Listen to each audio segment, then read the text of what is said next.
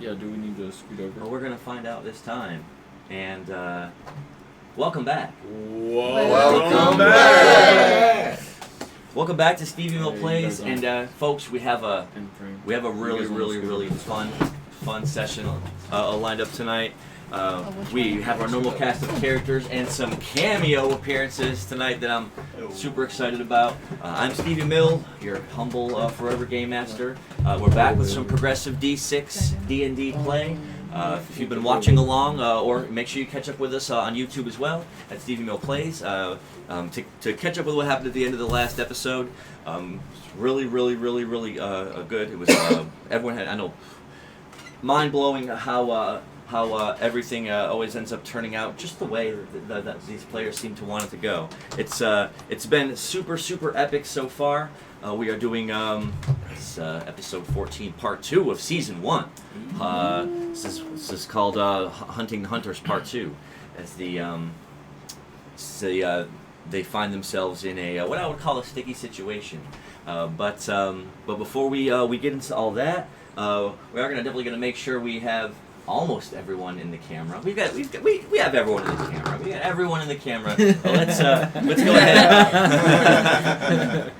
Let's go ahead and do some introductions and we'll let you know about their character. Gonna talk to some. Let's say we've got some sweet cameos here tonight. So we're gonna get to know our new characters that are swinging in to hang out and play and roll at a game. So we're super excited and everything is all set. So let's start the introductions from over there. Who are you? Who am I? I am Drum, the Namekian Dark Mage. Does a little fishing. He meditates in the woods. He's got this motley crew of wild characters with him. They don't know what's in their way, but they know they're going to take its ass and kick its name. All its ass. Nice. The whole thing. I'm Irving. I'm a blind avian monk. I do a little fishing. I'm also part of previously mentioned motley crew. Looking to get something done. Something good or something evil? It depends on the dice roll. Nice. And there was some weird stuff that happened with your character, not only at the end of that last session, but during a side quest you had in a whole different session. So some items may have got passed around here and there, but we'll definitely can't wait to divulge all of those fun details. Go ahead. Who are you? Who am I? My name is Peaches, and I'm a human technomancer, and I got a whole nother personality. I'm looking to get a little rowdy, but I want to make friends in the process. It's the friends you make along the way. Always. Especially when you're rowdy. Yeah. It's true. My name is Shadow. I am a little mischievous ghastly that likes to wander around from place to place. Kind of lost all my friends, so now I'm looking for new ones that share my mindset. Oh, nice. Go ahead. I'm playing Slippy, the Slime Symphoneer. The Zupinus LLC has gone everywhere from far and near. It appears as though these guards are looking for us. It seems to me as though they're looking for something to fear. Hey, What an intro. Wow. Slippy, the Symphoneer. Slippy's the man. And we do have one more. We do have one more character that's playing tonight. Where he at, Sorry bro? if Oh, he's There there. you go. He's We in switched the him Oh, he's behind you. Right over your shoulder. that one right there. That was like when Dora looks for Swiper. Where is he? Where is Can you point out the tree? Did you guys find the cat? So yeah, I'm Levi. I'm playing the Khajiit rogue named Sprinkles. I like to steal stuff, and I'll probably end up doing that. More than likely. Steal. A thief. A thief. So the cast and crew are all here. The lights and the stage are set, and again we're doing a fun variant or a spin-off style of traditional Dungeons and Dragons. It uses the D6, so you're going to see a whole lot of D6s being rolled tonight. Hopefully we get some doubles and we get some triples. That's when it starts to get hot. Mm-hmm. And so if you haven't watched us before, if you're just checking us out on YouTube, once you start to see everything kind of flow and go, it really does just sort of play itself.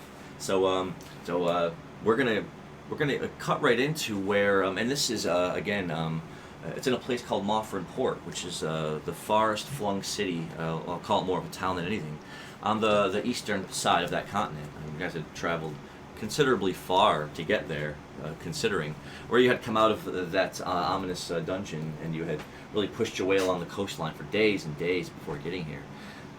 So exhausted from all of that hard, heavy travel, you found literally the first inn that you could find. It was called the dingy dockside.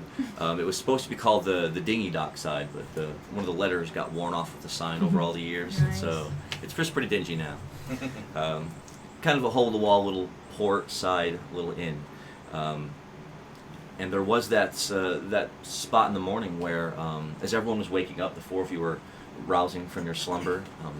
The night game still fresh in your mind from that chaotic dreams you had had the night before. It doesn't take you long to kind of everyone gets their packs together. During the strange meditative state that you had when you were waking up, you could have sworn your astral self was floating outside, and you definitely heard guards that were kind of going on about looking for strange people in the city, recent newcomers that stand out. You were giving that information to everyone in their respective rooms. When you were waking them up out of their, each one was in their own sort of dingy, rough-shodden little inn room. So, to say that the four of you were kind of momentarily still coming out of your rooms, there was that moment where Irving was sitting on his bed, and he had this ominous sense or a feeling that there was something next to him. It was like it was there, but it wasn't there. Unbeknownst to him, a shimmering portal literally appeared in front of him and started dropping items out for him. Interesting. Yeah. Just like they just cut through the Thanks, movies. Branch. So you did transfer some items back through that shimmering portal of mirror in the space between realities there in that one weird moment. What did you end up receiving? I gave myself a couple of things. Trying to find exactly which one. I know with this one, I gave myself a concealment box, which is basically just like a box that nobody can find on me. Nobody knows that it's on me unless I tell them that it's on me. And even then, if they were to try and search or pickpocket me, they still can't find the box. Even if I die and someone searches my corpse, no one can take this box off of me. Wow. And I have a what's called a bicodal in it. It's just like a two-headed bird with leathery wings. A mysterious box and an even more mysterious companion inside of it.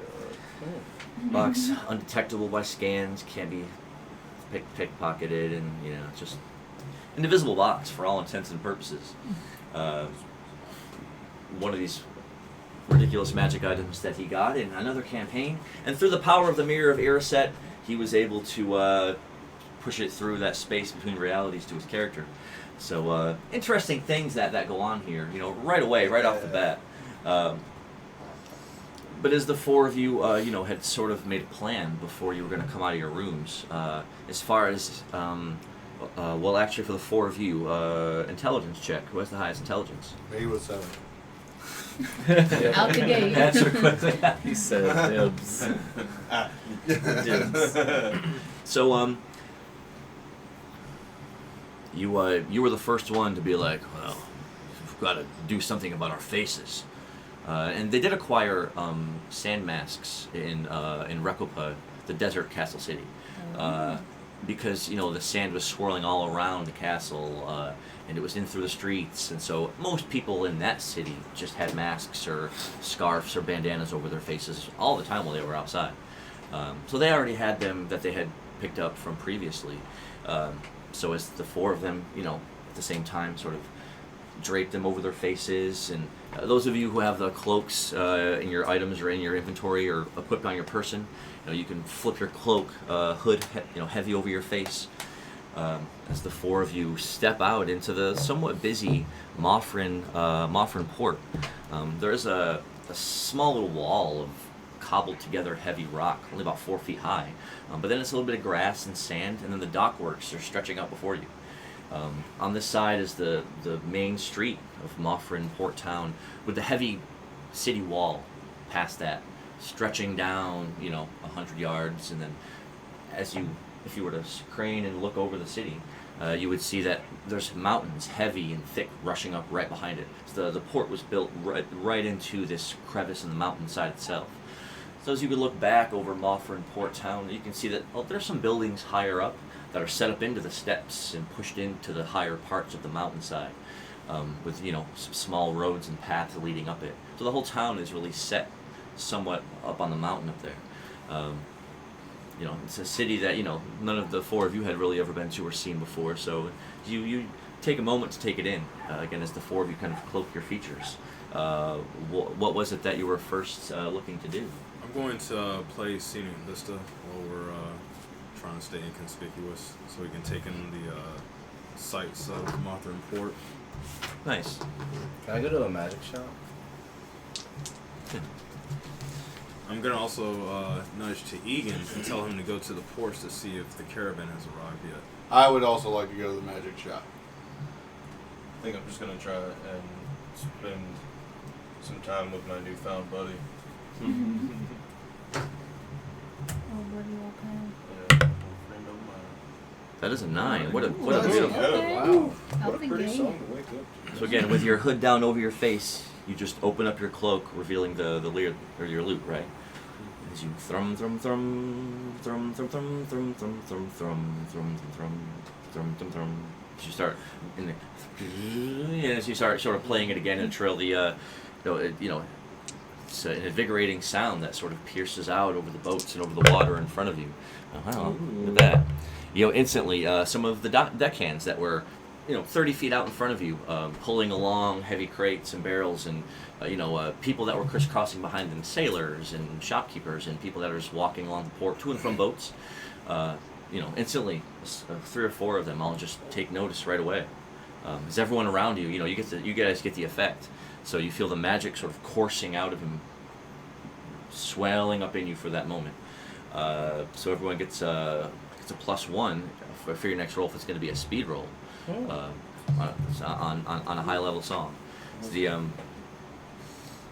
and as it slowly, it just sort of plays out its lingering melody. You guys decide that you want to go to well, actually, yeah. As they two go to the magic shop, that's Sprinkles and Drum. And again, it's just turning around this way. It's further down the dirty, sort of mud-encrusted street. And it's left, I guess, a good bit into the morning. And so, yeah, it's only one major sort of pathway leading down through the center of the town. But you can definitely see that it's heavily trafficked with horses and wagons up ahead and people crisscrossing, going from one side of the street to the other. Can I use pickpocket? Yeah, man. Let's go. Yeah, man. I roll a d8, and on an 8, it's free. That's a 1. Oh no! That's not good. That is a 1.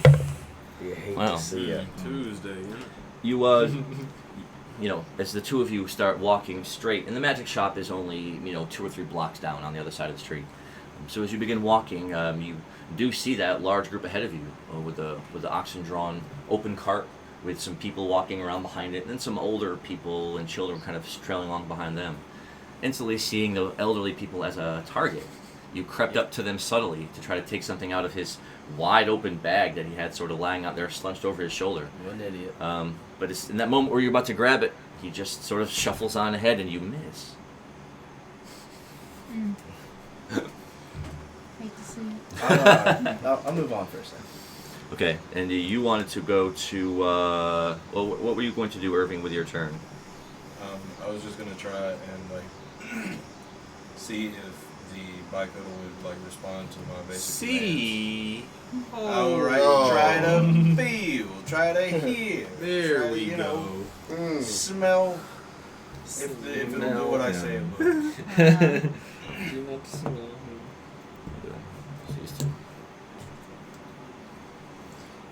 Oh, so you want to roll a companion roll? Pretty much, yeah. Yeah, roll a d6. Let's see. 4. So you slowly open the concealment box. The bicodal does at first sort of, strike out at you instinctively. Like, it just starts biting as soon as the light breaks from the box opening.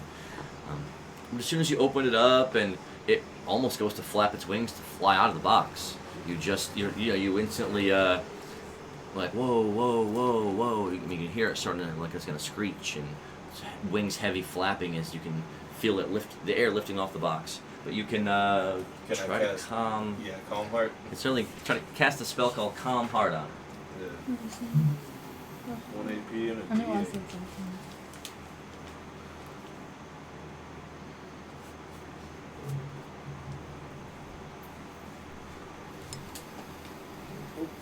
And I'll go with Egan to the docks. Oops. Nice. Sorry. That's the wrong one. See if we can this link one? up with the caravan.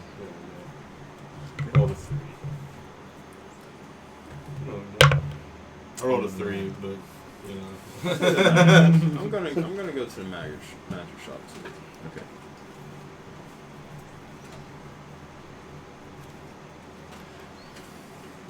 Nice. So then, the bird seems to immediately calm down, right? Settling back down into the bottom set of the box, and sort of just with both heads sort of looking around at this new place. Like just slowly scanning everything. It seems to be resting contentedly inside the box. Awesome. I'm gonna feed it real quick if I can. Ah, what would you feed it? I have something.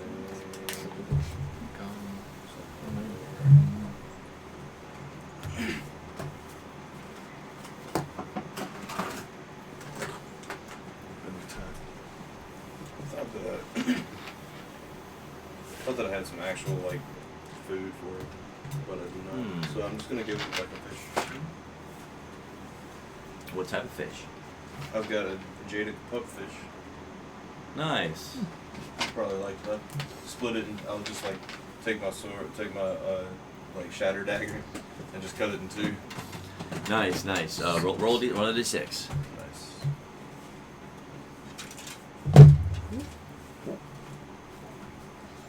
Nice. Let's 6. Do it Roll it again. Nice. That's the, Jesus Christ. Not too.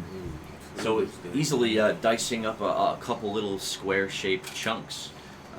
You hold them out tentatively in front of you, and after leaning in for just a moment, both heads just start snatching them up and swallowing them down, Nice. gobbling up the whole handful that you had made for it. Seemed like it was pretty hungry. Yeah, French never fed it. What a jerk. Dang. I just realized that. Jerk. Dang. They've been in that box for a while. I'm gonna feed them another fish. That's my thing. Nice. What fish would you feed him? That's crazy. I never even thought of that. He said, I'm malnourished. I need Sustenance, please. Where's my fish? I need Where's my electrolytes. fish? He said, Papa, where are you? Dad, Mom. I'm gonna feed it.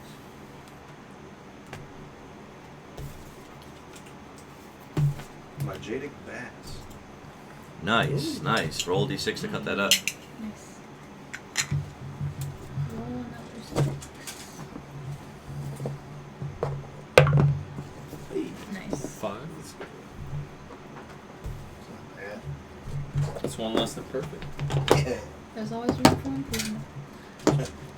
So this time, as you quickly gut out the underbelly of the bass, and then,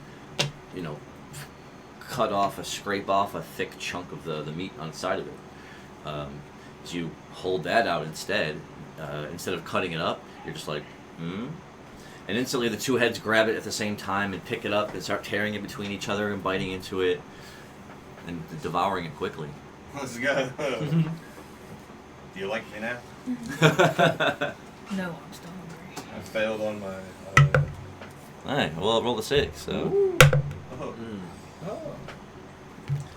So, it definitely, as it preens its wings, shaking them for just a second, it's seemingly satiated.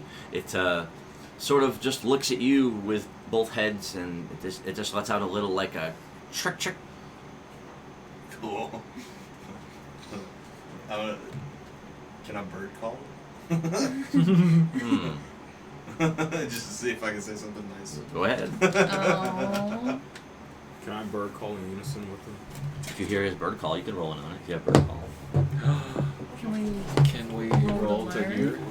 Yeah, you're in the city. You're in the city, so yeah, sure. That's a 4. Yes, it's a 4. Here, sir. I'm scared. Oh, hold on. Oh, another another 4. I'm gonna save it for the other people. I still don't. Yo, an 8. Let's go. What's going on? Everybody else roll. Yo, a 3. Oh, 4. A 4. 2. I got a 4. That's not good. I've still got one more roll. Oh, that if you was leave a it in there. 4. I didn't have. I bird leave- call, so I left learned mine in that. there. I need one of y'all to knock mine to 8 in case. Mine's a big That's a one. 3. That's not gonna go anywhere. Oh, A 1. Oh, roll the 1. Oh, roll those all One. 3 into ones. Oh man, I wish I Honey can- Mustard I was can- here to see uh-oh. Yeah. Put yours next to mine. Next to a 3. Are you the only one that hasn't hit a 4? This is my first roll. Okay. Let me go for his then. A 3. 3. The word. Hey, Anybody so else the roll? word. So who matched 3s? On my second roll, I did. But you got a 4 on the first one? Yeah. So I who? got an 8 on the first one. Caleb But got- that's- so we both got our max roll Roll for the 2. first one. Yeah, you got the 8. He had an 8 on My bird calls 3 times a day, but it's a D8. Nice. I don't have it yet. I don't know. So when you re-rolled that 8, it was a 3. Yeah, So everyone who tied in on the 3 3s and 3 1s, who rolled a 1? Mine was 4 and then a 4 and then. mine was a Nice. 2, and then they hit mine into a 1. Nice. So and then did you tie in on the 3s too? Yeah. Holy. 3's day in it. No. 3's day in. Yeah. My lord. And so you were standing in the middle of the street really when you came out of your inn room this morning, and there was that moment where you were standing amongst the bustling crowd around you, people walking just past you one way or the other, a carriage having to go all the way around you because you were standing there sort of taking in the moment, right?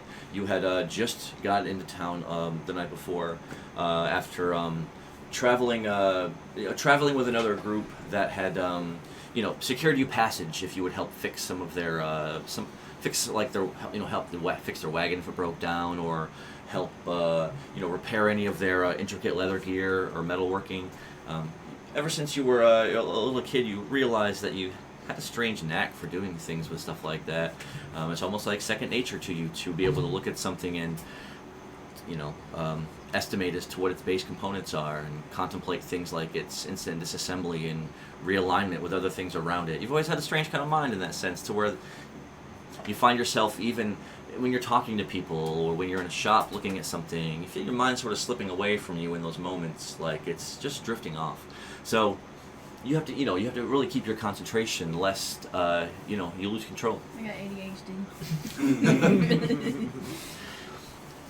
So and while you were standing there, kind of contemplating what shop or store you were going to go to ask for work, you really spent the remaining of your money the night before getting the inn, getting food to eat, and making sure that there weren't going to be any issues as far as you paid someone at the inn to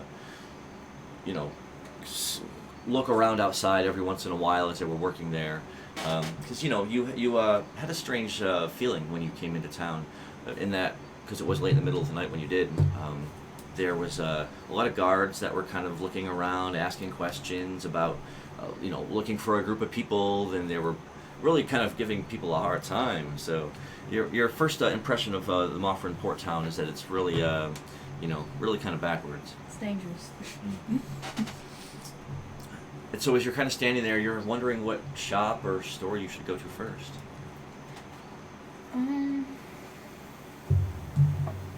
Let's go to, I guess, into a weapons store? Yeah. I think. So you list off in this direction to the side of the street, where some rickety, some slanted, but there's a lot of wooden or brick buildings and shops that are lined up here along this main stretch of the street. And the whole city smells like dirt and salt and sweat. Gross. So as you it is just like a rustic port town, in that sense of the word. It is and the weapon shop is just a little further down. Over on this side is what looks like it's like a fishing or an aquatic goods kind of a store, and they sell netting, and they sell ship sails, and they sell cannon shells, and it's a shop over on the side, and the magic shop is right next to that. But on this side is the weapon store, and then what's like it looks like it's almost like a consignment place where people go and sell stuff, like an antique store. So walking right across the street, having to weave in between a couple of people, you stare at it's a 2-story building. It's been there a really long time. Sand encrusted into the bottoms of the spaces in between the boards, and burn marks on one side over here, and chips in the wood. And there's a door with a bell. As you walk up to it, people are already busily going in and out. And you hear a voice over your shoulder, right? It says, "Where are all the sweets? Are we going anywhere where there's candy?" Candy? So, while you were traveling, again with another group of people that had agreed for you to come along, you didn't really get to know any of them very well, because they were all just sort of a dangerous-looking folk, and they said they took your money certainly well enough, but they really didn't say more than 10 words to you throughout most of the voyage. And so after the third day, there was actually an issue where they got into a skirmish with some raiders from off the plane. So there was a battle that ensued, and the strangest thing is that you were watching them dispatch the foes and with ease. You really weren't trying to get really riled up and jump in that fight, because it was it was their battle. But you all of a sudden saw something just appear in front of you. It was this purple sort of a orb-esque figure, and you thought at first that it was a ghost. You fell back stumbling, and with everyone battling up ahead, no one had even seemed to notice it there. And as it drifted ever closer to you, hovering scant feet above the ground, it made a plea that it was weak and exhausted and needed a place to hide, to regather its strength. It had no one that would help it. Everyone thought it was either a ghost or someone's familiar. So he was pretty much shunned, and then he had some other you could tell there was a sadness behind what he was explaining to you, though he didn't go into a lot of detail about what happened. So you decided in that moment to usher him into one of the covered canopies, right?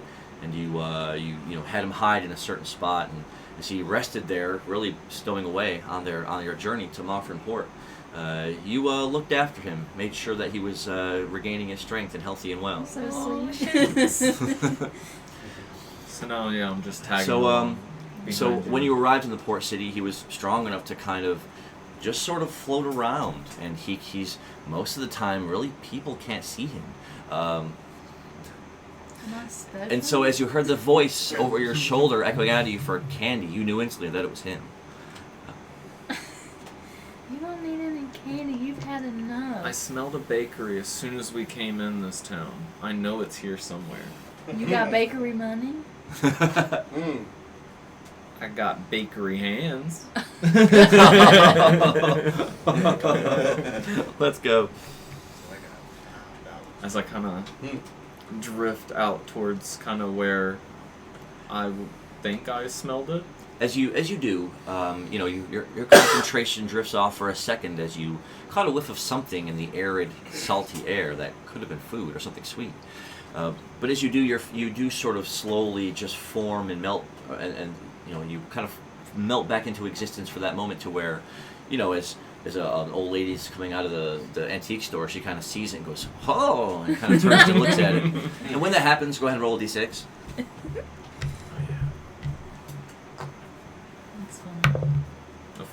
You've you all of a sudden, without reacting, you just sort of point while he's swinging around, like you're animating or controlling it, right? So as she kind of takes a couple steps forward, looks at you, you're just like, "Hey." Oh. And and as he's weaving and going forward, it does lead you across the street. So it seems like he wants to go that way, but you were going to go into the weapon shop. I'll go with him. I gotta make sure he don't get into trouble. He's already pretty. And that's what I'm gonna do. Just make sure he behaves. Walking 3 or 4 steps behind him, as he's again floating about chest level in the air, just sort of drifting this way and that way. With you walking behind him, with enough magical things that people see and experience in a world like this, I mean, it doesn't really cause a whole lot of 3-1. No one really seems to pay one mind one way or the other, aside from just kind of giving it a startled look, stepping back away from it, or kind of just walking around it. As you're just something guiding you. Yeah, I'm on the trail. Nothing else matters. No, people don't really matter or anything. If I do, if if they are in the way, I'll just kind of slip through them if I can. Oh man, that's gonna frighten. It's gonna frighten you. So as the two of you, go back across the street towards where the magic shop is sitting, there's a what looks like it's like a soup kitchen-esque area where there's a wide curved counter with goblin matrons back there, pouring heavy, thick, chunky soup into wooden bowls, and as people are walking up, they're only putting like 10 mil on the counter and just pushing it forward. They're just pushing, and at this point in the morning, there's a couple people getting one and some people standing around kind of ready to go in there and buy some. As you approach, it's warm smell just drifting through you as you're guiding yourself towards it. Look, I think you should stay right here and I will go and get us. I'm ahead of you. You're ahead of me? Are you going to catch up to me? I can. Yeah, as you drift up closer to it, you walk around side next to him where the both of you were right there at the counter. There's a couple shelves and high racks behind where the three of them are busily pouring stew into bowls. And on those are some, stained-looking glass jars with actual, long sticks. But they have, a small little colored striping in them. And it's something that as soon as you see it, you're like, those are, they're called Bixel sticks, which are just like a sugared, like a rod of, call it kelp, but like some kind of a sweet underwater plant, like a sugary that they clump sugar on and put flavoring on it. Deep fried. Deep fried. I'll take it. Sponge waffles. So I'm gonna attempt to grab 2. So you'll have to go over the counter and back to the back of their shop area to get it. So I'll nonchalantly just kind of float up there and just kind of grab 2, and then sit right back behind the counter, not eating them, just holding them. Roll a d6. Oh. Little boy. A 3. So as you float up over the counter, the 2 goblins that were on this edge of the rounded corner, they both just sort of duck and look surprised as you float slowly over them to the jar where the sticks are. I'm not gonna do it fast. So you slowly just take 2 out and you pull them up out, and they're like this long, each one. And then you slowly drift back over their heads, and you land sort of on the edge of the counter there, just looking at her excitedly. Like, Oh. Oh yeah, here we go. the 2 goblins. Oh, sorry, y'all. This room has a tendency to attack sometimes. I apologize. It's a ghastly. As It I'm is the holding ghastly. both of them in my hands. I should have went to the weapon shop. So, instantly, the 2 goblin matrons look back and forth, surprised at each other, and then one of them says, "Oh, aye, it's 5 mil for a plexel stick." As I'll kind of go over the counter and shake as 5 It mil falls just out. falls out of me. So if you got 2, it's 5 apiece. Yeah, that's fine. I'll do that. Thanks. So while you're kind of floating there, literally the coins just come rolling out of your chest, one at a time. They slowly do a spin, and they both settle on the edge of the counter. No hands needed. So again, they exchange the 2 older-looking goblin matron women exchange another look, and then they just shrug. And they take the coins. What are they? Yeah, they're blixel sticks. Pockets are overrated. No one uses those anymore. It's like a kelp pixie stick. And I'll instantly start chewing on one. And I'll put the other one in my inventory. Nice. The other one just disappears inside of me. And I'm just, As one vanishes and you start chewing, crunching into it, the 2 of you start listing, slowly walking away. I'm happy, so I'm just kind of floating. You know, a guard passing past you with a wagon over here in the middle of the road. And some other, masked people, 3 or 4 of them walking past you this way, maybe heading to a store this way. But there's you list back across over to that side of the street. The weapon shop is over there, and the antique store. And then there's like a tailoring store where they do repair clothing for sailors and seamen that they do all that stuff. And they also sell, this is I guess the place in town where they sell the fishing, the bait, the tackle, the fishing supplies, like the fishery down there in the corner. And then it's the sand and the dock work out in front of that with the beautiful, expansive, listless ocean out there behind. No, I'm gonna go get a fishing rod. That changed me. Oh no, the fishing rolls. Those get nuts. So yeah, as you look down, you say, "Oh, is that a fishery?" It's like, oh. She's gonna make a mechanical one. I'm gonna make a harpoon. Just shoot. So while chewing the sweet kelp stick, you slowly then drift out and fade away into nothingness. Okay, bye. He's still there. I'm still He's there. actually still right there. Oh, you're It's just using like concealer. It's just that I'm content and I'm concentrated again. Is that no one can. He just becomes invisible at that point, incorporeal. As you walk in that direction, the 4 masked people that you had walked past were heading into the magic shop. That's Slippy, Drum, Sprinkles, and Egan. Oh, Egan was going to the docks, so it was actually just you had to finish with your bicodal, and where are you going to? I was just gonna see if it would follow me, I guess. You weren't going to see. Get him! Get him! Can I use pickpocket one I'll more get time there before we go to the eventually, magic shop? Yeah. Why don't you pick the lock of the door and lock them in there with us? I'll put them on my shoulder. Nah, dude, it's probably like a level 20 shopkeeper. Hopefully they allow Figure they out stay on me. if you'll follow me or not. Oh, An 8! It's free! Do it again. Oh, When you roll it at pickpocket, it is free. oh. 7. 7. One less than perfect. Wow. Zero response to that. Again, the small group of you were heading towards the magic shop, walking along the line of buildings there on the dirt street. It brings you to where you're right at the doorway, and it's a double set of nice-looking red heavy, we'll call them cherrywood doors. And the magic shop itself looks to have been one of the first original buildings here in Moffrin. It has red sort of, and it's now like faded to a pink and white. Long strips of wood. The whole place is almost like a blast from the past because there's no stone outcroppings or windows. It's got shutters there that look closed. So as you walk up to it, there's people walking past you one way or the other in the street.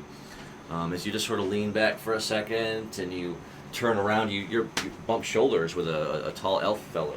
He was, he looked like he was talking with another couple of people on the side of him, and he angrily just sort of gives you an annoyed look. Okay. As you Okay.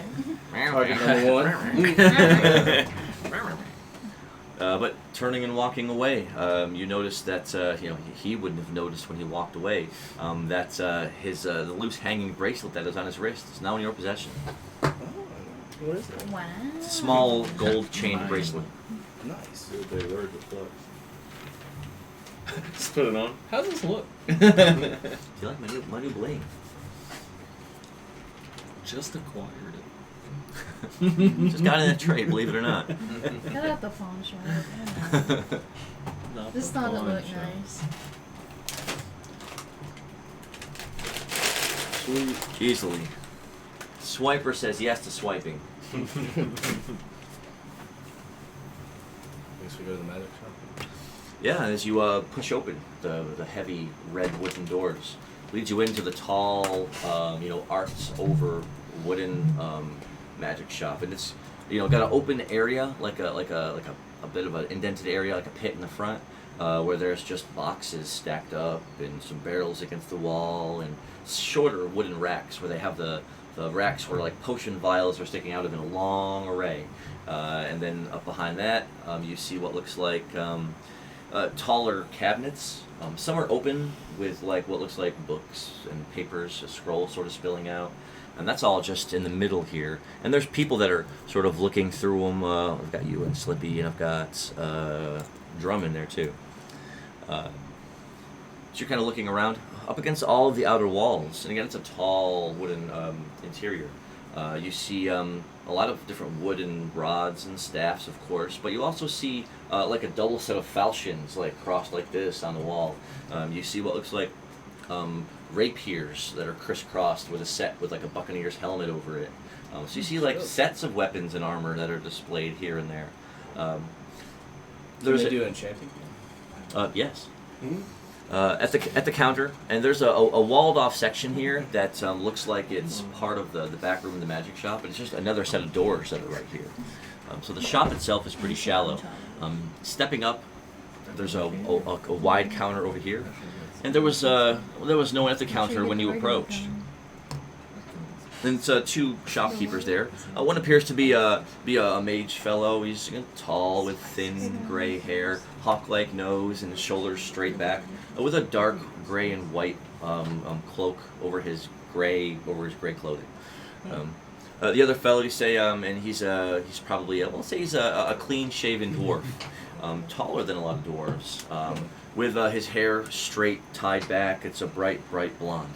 And he's also got on very similar robes, but they're like a darker green and a darker blue color. Is he like half elf? These ears are pointed, but it's hard for you to tell. He looks to be a dwarf, although he's tall and a little thinner than a lot of dwarves you've seen. Can I pull out my Intred Commander cloak and ask about having this enchantment upgraded? So laying the thick stretch of cloak out on the counter, she sort of just looks down at it, and then she runs her hands across the Commander side of the cloak. She says, "Oh, haven't seen one of these in a long time. Been years." Nice. So you've dealt with this work before? She says, "Why? I used to know an animal skinner. Was well known. He had brought me something like this long ago." Nice. My goal is to have it to be able to use it to blend in the daytime. She says, "Oh." With the Commander properties in it? Turning it over, she notices the inlay that you laid on the inside when you had enchanted it. She I says, think it has silver or like metal thread right through it as well. Wow. And Right. the midnight hit. trying to make it stab resistant or piercing, to add resistance to piercing. She says, "Well, it seems to have dark qualities to it already." She waves her hand over it once and once again. So, because you've already enhanced it with dark properties, Could it have both? I I thought when I upgraded it, the way that the magic would work is that one has like a light property and one has like a dark property. And I so thought I went with like the Commander thing though, like his ability to just like manipulate the to blend in around him. Yeah. But and normally it does when you had first made the cloak. I added the only thing that made it ink tread was I just added the midnight headband to it. So when you use it now, like if you use it during the day already, you will try to blend into the lighter colors of things around you. But to use light to increase that would make it like invisibility, and Okay. so you can't have that and the dark I got you. at the same time. I'm still See gonna what upgrade saying? it, so And it's been upgraded twice. So 750. So 750 I'm minutes. gonna roll to haggle. This cat's gonna A haggle six! and hit the Hey. six. Six. Do it again. A 3. Nice. I wish. I'm gonna get that haggle skill one day. So it's called the Ink Tread Commander Cloak.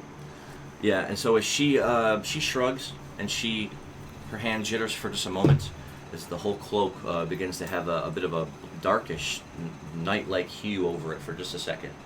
And as it slowly ebbs and fades away, she rolls it back up, and as she tosses it at you and you catch it, it seems lighter than it was before. Nice. What's it called? What was it before? It was the The Ink Tread Commander Cloak. good day. Level it up again, and we'll call it the Whisper Silk Commander Cloak. Oh, Whisper Silk. You can't target spells or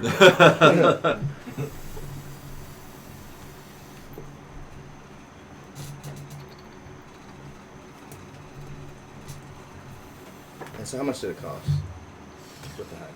She said, "Yeah, I've done this before, so the spell wasn't too unfamiliar to me." She says, 700 mil. Nice. Can I upgrade something else? Does anyone else have anything else that's in the room as far as Slippy or Drone that they want to upgrade? We'll go around and... Okay. Yeah, I could use a couple of upgrades. I wanted to upgrade my lyre, so it'd be an electric lyre. Oh. That's interesting. That's a really good idea. Genius. Yeah, fantastic. If it hasn't been enchanted yet, the first enchantment is 250 mil. Okay. I'll spend the 250 mil, and can I also use? What do I put in the? Can I use the obsidian that we acquired to also be added to the?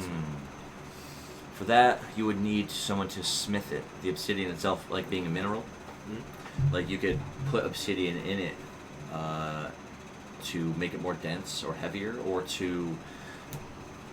And then if you got it enchanted, he'd be enchanting the obsidian instead of the instrument. But if for 250, it'll be a basic. I'm not gonna call it basic, but a level 1 enchantment that will attempt to give it an electric property. Sure. Yeah. The. Can I give him an extra 50 mil to like inscribe something on it for me? That'd be cool. I'm trying to get your Burnt You in might need like a inscription. craftsman to do Yeah, that'd be another one for the blacksmith as far For as the, like, engraving. We have our own blacksmth. You Yeah. can have him do that for free. It's true. Yeah, you can just send it back to the caravan. I don't know if I want a blacksmith to handle a music instrument. It'd probably be better if I'm someone that's more specialized in crafting instruments rather than weapons. It's true, because it isn't like it's a sword or something that would bang. You know, it requires intricate engraving in order to write something along the side of it. But let me roll for a 2. So as she kind of, as you handed it your lyre, and she kind of tilted up like this, and again. It does rumble a bit in her grasp for just a moment. And then she hands it back to you. You can see that occasionally, if you look at it in the light the right way, it does occasionally sort of shimmer for a moment with a yellow electrical energy. But you can just call it a spark. Or you just put the word spark in front of it. Okay. Spark lyre. Spark light. you wanted to enchant it again, it would cost 500 mil. That's a 4th of July instrument I've ever seen. Yeah. Oh yeah, it's a sparkler. Just sparks just flying off of it as you're playing. I love sparklers.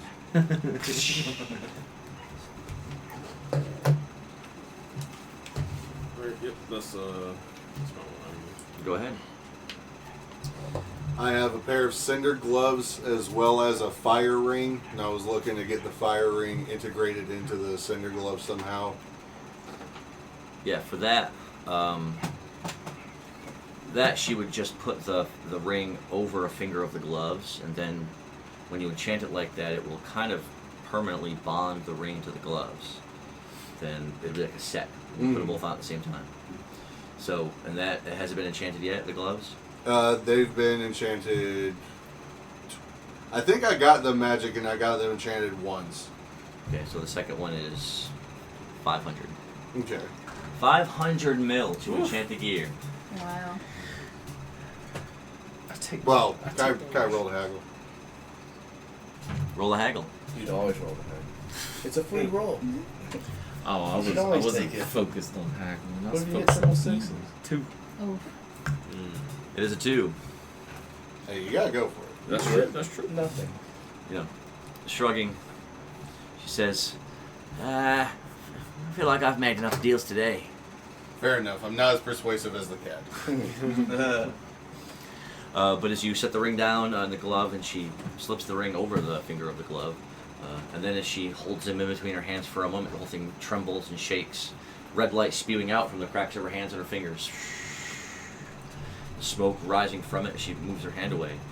You notice now that you don't really see the ring at all, but this whole area splatched around the side of the glove here is a dark, dark, dark shade of red. And what were they called before? Cinder gloves. So now we can call them the,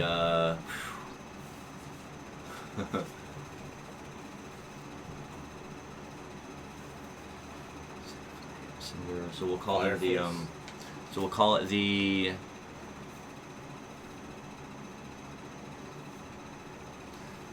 yeah, I'll call them the Scorching Strike gloves. You have a goodie eraser or anything.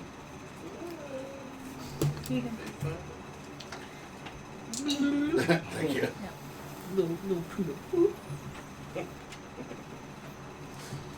Scorching strike. Yeah, Scorching Strike.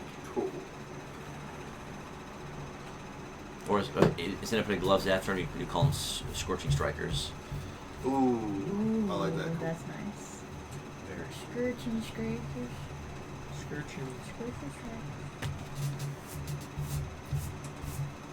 So far away. What's going on? Oh, man. So the so now, you know, putting it on, it feels like you can instantly feel heat welling up from inside of them. I mean, it makes your hands sweat a little bit just to wear them. Cool. So that was everyone that got one thing enchanted, right? So Egan was by himself walking out towards the docks. Danger's out there for a little goblin. He is their goblin NPC they recruited some time ago to accompany them on their adventures. He's been through many a danger with them. I'll just put that out there. Many a danger. We almost fell to our death a couple of times. We also pushed him to his death a couple of Oh, times. he's That's got true. some. Yeah, we've like kind of kicked him into some shitty situations. Literally. Now he's gonna be on his But now he's spot over with the us. crew. And we kind of saved him a couple times. At this point, haven't we? His life is better with him. Yeah. It's alright. He We're doing could have a been good a regretful tinker in Allrain Port. Now he's with the Zupindus LLC, where he should be. Where he will always be. Yeah. He's I like How it. cute. Can I just say that I'm making my way down to the docks too? Make it I'm thinking my Birdman wants to do some fishing. Ooh. Nice, nice. And also, I'd like to be near Egan if stuff goes sour. So as you, after you had, with your bicodal for a while, what's that bicodal's name? I was thinking about Benny. Oh. Benny the bicodal? Yeah, Benny the Biker. Perfect. Or well, should it have like Is it like, should it be like Ben. Yeah, like Ben or like What? He's Ben and he's Ben. that would be confusing. I'm thinking something like Benny and Steve. Little Benny. Nice. You know, in Star Ocean 2, Ashton ends up getting a dragon fused into his body.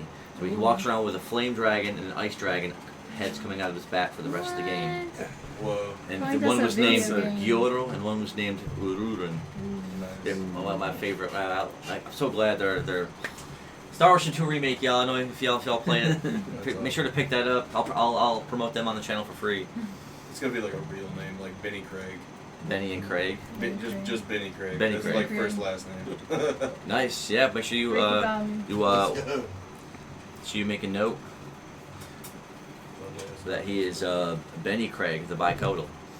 So you walk around that short piece of wall in front of where you were standing, and walking across the little bit of sand and dirt there, you're right on the docks.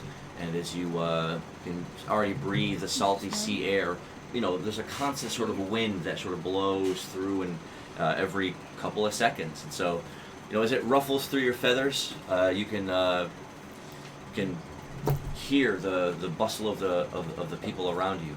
Heavy dragging of wooden wheels and the shuffling of feet.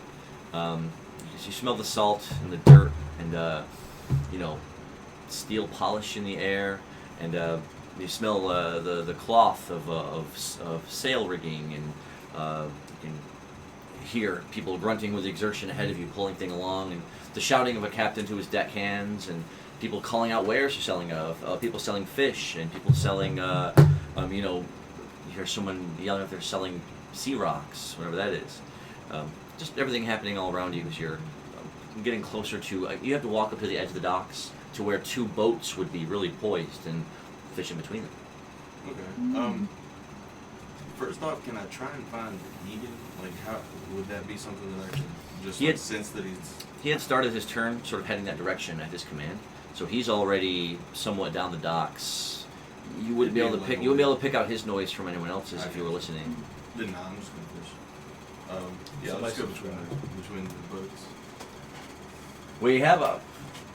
So, thank you for that sweet Prime subscription. Shout out the Gordito! power Gordito! Let's go. Gordito, thank you. I know that the graphic that comes up over the screen says the power of Amazon compels you. we definitely appreciate that. If anyone else has that sweet free subscription you get for just having Amazon Prime, I would humbly consider using that for the channel. Every bit of support counts. We've got a sweet GoPro camera on the way. It's going to be here hopefully by next week's stream. Nice. So I definitely want to thank everyone who subscribed, who you know, cheered or said something with bits, because that's a thing you can do too on Twitch apparently. Yeah. Or if you guys for watching, want to remind everyone that you're building up mill coins down in the corner of your screen down there. I know it looks like a little clock symbol. I promise you that is a coin. That is that's the mill that you're gathering up just by watching. And if you click on it down there, and you may have to click on, there may be a symbol first, like a little present or a little gift box if you're using the app on your phone. You may have to click on that first, but then you'll see a bunch of different options of things you can use to spend your mill on. You can grant some of our wonderful players some rerolls or some advantage. You can set us back. You can even do a minor setback, and you can hinder someone. Yeah, and you can definitely have your message highlighted if you want to spend a little mill to do that too. We have a night game ticket being cashed in. Let's go. Is there someone watching right now that you want to punch their night game ticket for? I was just gonna give it to whoever in the chat wanted to take it. So, does anyone in the chat want a night game ticket? All you have to do is be the first one to say yes, and that will punch you a ticket for the next night game that we have.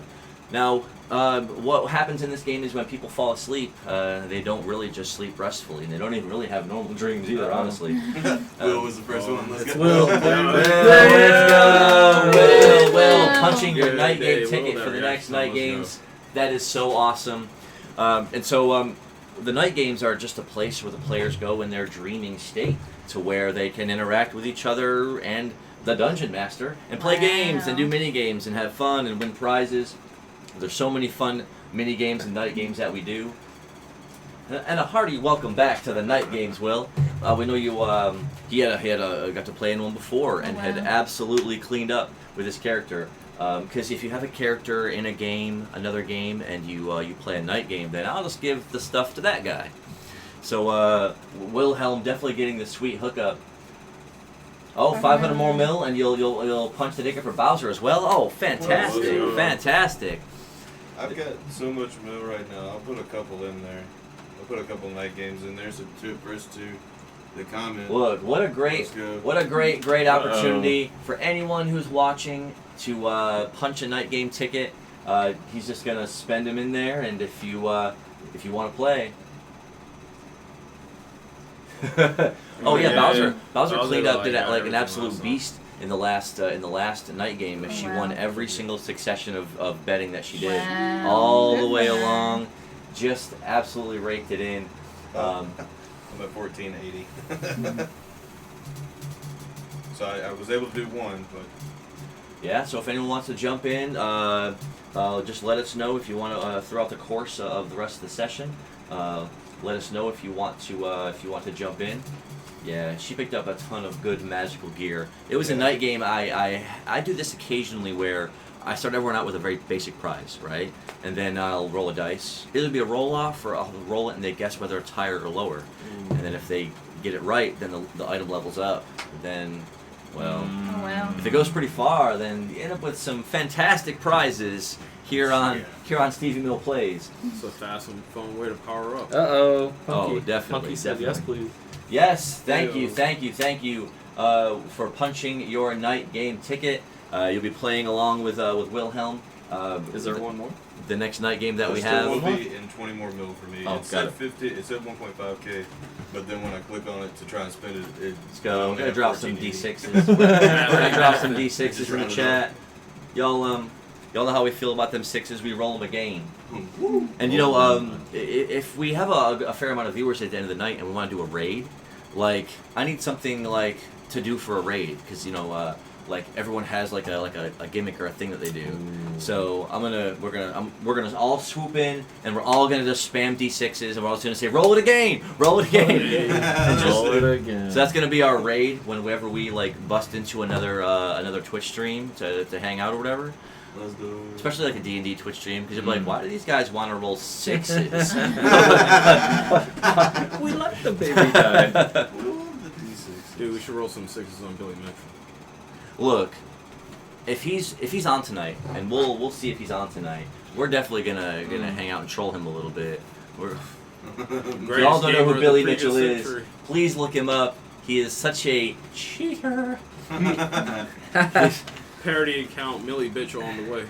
Yes, Millie Bitchell rises, y'all. He rises. That should be like a mini boss in a dungeon that only has 1 HP.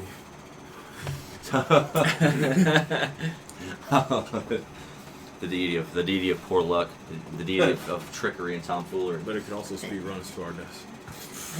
Yeah, it turns out Donkey Kong speedruns, or Donkey Kong world record score breakers, trivial pursuit of a 3-hour game of Donkey Kong. God, I was gonna sit there and play 3 hours of Donkey Kong, bro. And it gets a little faster somewhat. I mean, maybe it doesn't. I don't even know if it Then does. to be exposed as a cheater. And then it's like, bro, why'd you fake your scores? Like, Fake scores, fake joysticks. oh man, yeah. What, definitely look it up if you're not familiar. But what a great story, and I hope that guy gets everything coming to him. The self-proclaimed video game player of the century. He's the Dink of Kong. Not my century. He is. He is, Will. He definitely is. Yeah. So Egan was walking in between people, his wiry goblin frame, sort of looking up around him at the people that are walking around. He, again, being a shorter goblin, he's not regarded with any suspicion or anything as far as him just walking along. Because there's other goblins here and there, intermingled amongst the deckhands and the sailors and the people that are all just sort of swarmed over the docks at this busy part of the day. So as he gets closer, I guess go ahead and have him roll to see if he sees anything that he recognizes. Egan living his best life. Go, little buddy. Tuesday in it. Go. Tuesday. So as he walks a little further down the docks, noticing the huge sweeping ships laid out there in the water, heavy with workers, rigging up rope and, tying up sails and holding things up heavy ramps onto the ships with, people watching, guards sort of intermingling in between them and people crisscrossing over the docks as he sees one giant ship and then another one next to that. This one has armaments of cannons, 1, 2, 3, 4, 5 on just one side. It looks to be a different kind of a ship, really, with darker wood and thicker, heavier sails. Doesn't really see anything walking past that one. Yeah, you can get this just how you did that perfect. So he's continuing to look, and at this moment he doesn't really see anything that he recognizes. But there is a bit more dock work further down that he could investigate. You can roll it again for his turn. I'm gonna have Egan look for shields while eating a fruit fusion that he got from Replicant City. Nice. Nice. So, crunching into the fruit, it runs down his face. And it's a good treat to have because although there are some sparse clouds overhead in the brightly blue sky, it's another sunny, hot, humid day at the port town. So and many people have headbands that are ringed with sweat, and especially the dock hands and the deck workers. Their tight top shirts dripping with sweat as they're sort of pulling cargo around, and it's a hot day. I just envision all of them with their shirts kind of tucked up and over, just sweat, and just billowing sweat out. Egan is still wearing his iron helmet and silver boots. Yeah, he's geared up. He's investigating the further edge of the docks, and he does eventually see. There's another ship down towards the end, a smaller, more rickety-looking, bit of a cargo ship. And he does notice that there's a wagon sitting right in the middle of it, and there's a massive planked ramp leading from the boat down to the dockside, and there's a wagon sitting there, and there are a couple of people standing around with a guard, and as they draw closer, Egan swears he hears voices that he recognizes. He says, "Why would we ever pay for docking? It's like no one pays for docking to come to this rank hole of a port town." And then you hear, brother, wait, it isn't that much. Surely it's no issue for us to pay." And then you hear another. Egan's gonna run over there and be like, "Clean, Sting!" and he's gonna hand them both 500 mil and be like, "Look what I've gotten from adventuring with this crew. Surely this is enough money that it'll do." And he'll be like, I learned that from Slippy. Nice. So Egan notices Sting and Kling by their voices, and pushing through the short crowd, he notices that it's the caravan half unloaded from the boat with Sting and Kling. They do seem to be twin brothers, but one is a tall, croon-nosed fellow with wiry black hair and a stern expression on his face, thin with his tan robes draped over him. The shorter of the brothers, and he's much shorter, about almost up over his waist, a gaunt fellow, right, with thick, bushy brown hair. And they're both standing right there next to each other, arguing with a dockmaster who's got a quill and some scrolls in his hands, and looks like he's the person that collects money from ships for their docking fee. And as he's there, with his, and he's just shocked at kind of them both going back and forth between each other. Egan rushes up. They both look over and they go. Kling is the first one. He goes, "Is that Egan?" It's like, "You're not dead." Oh. Barely. Barely. So he produces 1,000 mil. Oh, just talk about it. No, he didn't know if that would be enough. He was like, "Surely this has to be enough from adventuring with this Zupindus team." So before Kling could even say anything, before Sting could even say anything, Kling latches out with a thin, wiry fist and grabs it right away. So they were both arguing to see if they were going to even pay. Oh, look at that! While he was trying to take the money, Sting turns and he discreetly pays the dockmaster the 25 mil or whatever to the ship there. Like, Kling is so You know the Kling is reference. such a miser that he would argue all day about paying 25 mil. He's a good person to have in our So as you know, Egan looks long upon the ship. There's a couple other deckhands up there helping the second carriage, and up there on the bow of the ship, you see Riston sitting at the edge or the mouth of the wagon where you would be riding it. Right? There's no horses mounted to it or anything, but there are deckhands that are sort of pulling it along, and she's just sort of sitting there with a book, sort of reading it away. And up there, like trying to like direct traffic. Is your dwarf blacksmith. He's up there like, you're gonna break the axles, you idiots, who hit the swing. They're up there having a hard time. Egan will try to gather Riston, our blacksmith. I forgot what our blacksmith's name was. Okay. Riston, Kling, and Sting. And to let them know that we have to leave Mothram Port because the guards are looking for us. Or at least hide in the caravan. But Egan also has to let him know. Yeah, it's a Skelerin, Skelerin. and Riston, and Sting and Kling are the four that you got. But Egan also has to let them know that the rest of Zukunis is currently... most of the rest at the magic shop, so it shouldn't be too hard to find us in the town. Okay. We can always bird call now. I think like at least almost everybody got that. And as he lets them know what's going on as far as, you know... Oh, actually, he can roll for his eloquence on that. He'll also attempt to play the approach on the Emerald Whistle. Nice. I'm rolling a d10. It rolled. It's been a Rooney. Let's go! It flew off the table, across the room, and into the corner. The dice put itself into exile. Slippy knows not his own strength. Yeah, thank you. A 3. Well, while he's watching them all unload things, he does produce the Emerald Whistle, but he's only able to allow a shrill. He goes to tell them everything that happened normally. So he lets them know that the drum got a strange feeling that they're looking for us in town, so we really can't linger too long. So Sting and Kling are gonna, both toward look at him, and Kling is gonna say, "Oh, well, should we arrange for them to take transport on the ship with us? It's like we were going to do our tour over the continent from here. We can do that, but I've made good friends with the captain of the ship. I'm sure we could maybe get a discount on your passage." Mm-hmm. Now we're talking.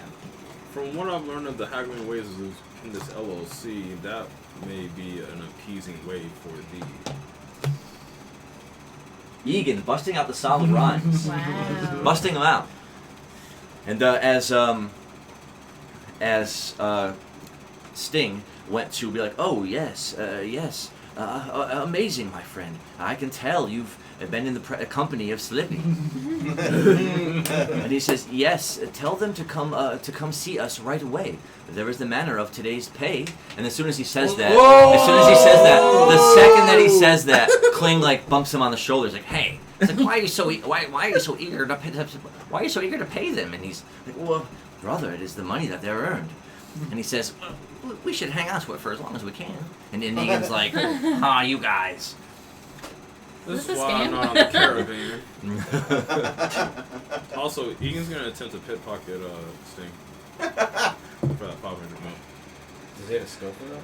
No, He's just gonna try it. Sierra West was trying. Good luck. he's learned everything from us. Well, go ahead. D6? Yeah. Jeez Louise. Keep it in the box. A 1. He lurches forward as if he's going to just start opening up his pockets. Sting slaps his hands away, and he's like, "Oh, and I can tell you've been hanging out with that damn cat." That's right. You gotta That's a stay on the damn caravan cat. before you learn that. Then he conveys all the information, and they tell him that there's a matter of pay, and that once you guys report back to them, they'll be able to let you know what's been going on with the caravan. You can check in with Scalarin and Riston, and then from there, if you want to arrange passage somewhere on the ship they just took, they'll help you with that. Should we stay here until we find out if the fulfillment, if we can sense the fulfillment piece is coming through the board? If only there was such a thing in this game. I was about to I'm say. stupid. If only. I was about to say. If Wait, only what? something like that. What a weapon. It Man. is a gift from the fires of Mordor. I'm passing it through the window. Too many campaigns in my bone. Too much. Is there ever such a thing as too many campaigns, y'all? No. No, not well. Okay, fine. Let me rephrase that. I Not learned that that there's no such thing as too many campaigns, y'all. So if you guys are in a campaign already, I say that is absolutely fantastic. If not, I would say, hey, welcome back, bro. Everyone give a hearty welcome back to King Zelfer. One of our admins. Will is the other admin, of course. Keeping the chats clean. We definitely appreciate that, y'all. Welcome back. What? Wow. We have a cheer of 1,000 bits. Wow! Man, that is absolutely incredible. Thank you for that cheer. Boom. He said boom. A cheer that echoes out throughout time, space, and realities. I'll give everyone a rave point. Hey, thank you for the rave points. Nice. My first one. Same. The first It's of many. 7:15 and what? 7:15 and then 23. Got it. 24. Oh, 7 plus. Oh yeah, 24. Yeah. 24. 46, right? No. I'm at 28. Uh-oh. It's all the I got- ramen you be doing. I got light.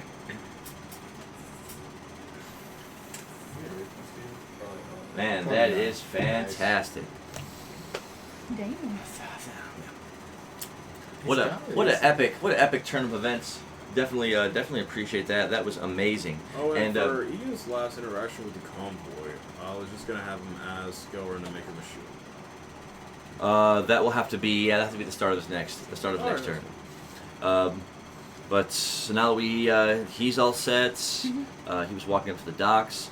It does come back around to the three of you are in the magic shop. You really kind of finished conducting your business, right? No. There's other We stuff only that you did want to one do. Levi and I each have More He upgrades said- to do. He said we are not Yeah. done.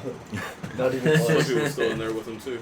It's actually a few things. Nice. So what we'll do is the three of you are still, you're rummaging through your gear. There's that heavy sound of clanking metal and shifting of cloth as you're literally with your pocket open. As you're moving your hands through it, it sounds like you're reaching inside of a shed and just brushing things around. 'Cause you got so much stuff. Because you got so much stuff in there.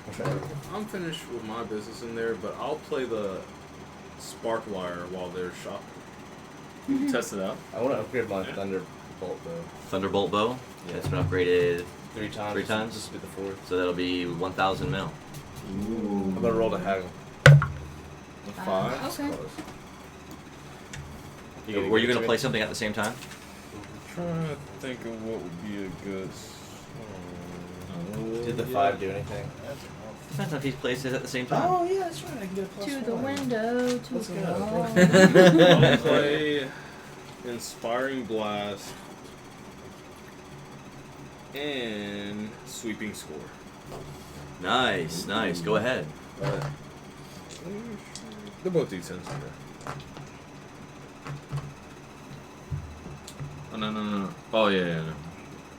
Oh wait, yeah, you're right. No, Whoa, I did that. chimneys tonight, bro. Do you want to battle it, though? Because if you don't battle it, he gets Don't the battle plus it. 1. Yeah, if you just yeah, do- don't if you battle just it. roll Yeah. enough.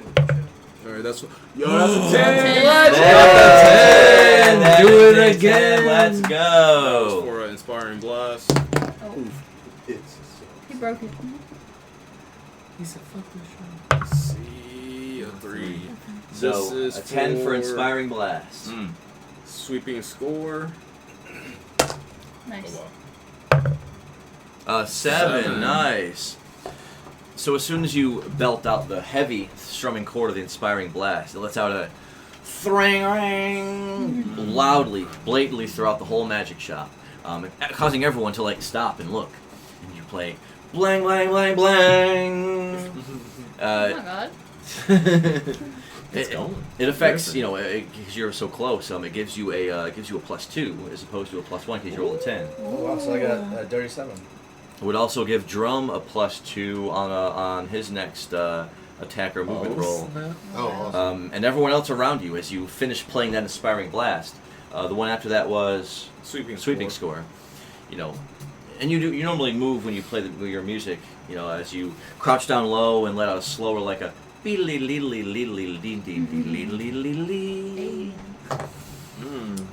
start sweeping with a low melodic tone, and causing, you know, and everyone in the whole shop now, even the shopkeepers, are all just staring transfixed at you as you're just playing. And on the 10, of course, as soon as you, because it was increased, I guess, by its own move. So as soon as you throw them at that last time, it's a literal shower spray of sparks shooting straight up from you and out in every direction. The shopkeeper, still awestruck, suddenly says, "I will take that outside. You'll set the books on fire." No. Sparkly. I'm going to use I will continue. Radiant. It's a fight in the magic show. Go ahead. Nah, actually it's daytime. I'm going to use Predate Electrify and hop away. Nice. Just in that spot that I'm standing in, and then hop away. Any water? What is my haggle? Does my haggle happen before? That was yes, it does. It happens at the same time. Okay. So you know, awestruck as you literally energy lightning in small blue arcs jumping across your body. It sort of pulses, slamming into the ground around you, causing some of the buckets and baskets that were stacked this way in front of you to fall over, spilling its contents out. Table behind you rattles, the glass jars, the vials all shaking at the same time. As it then subsides and you go to hop out, staring straight at Slippy. She's looking over your shoulder. She's just like, yeah, whatever. How much money did you put on the table? 800. She takes the 800. Sweet. Nice. Try being fair, didn't I? Nice. Sort of looking down at the bow, she picks it up and she says, I see it's been crafted and enchanted with exquisite care. She grips it tightly and the yellow hums brighter and brighter on it for that moment. It shakes violently in her hands for a second and stops. She sets it back down on the counter. It was called the Thunderbolt bow before. Now we'll call it the,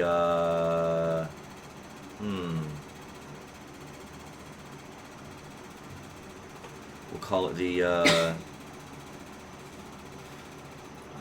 Streaking Thunderstone?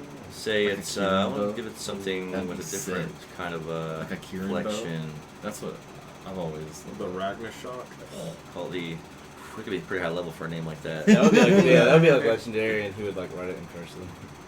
We'll call it the Arc Flash bow. Nice.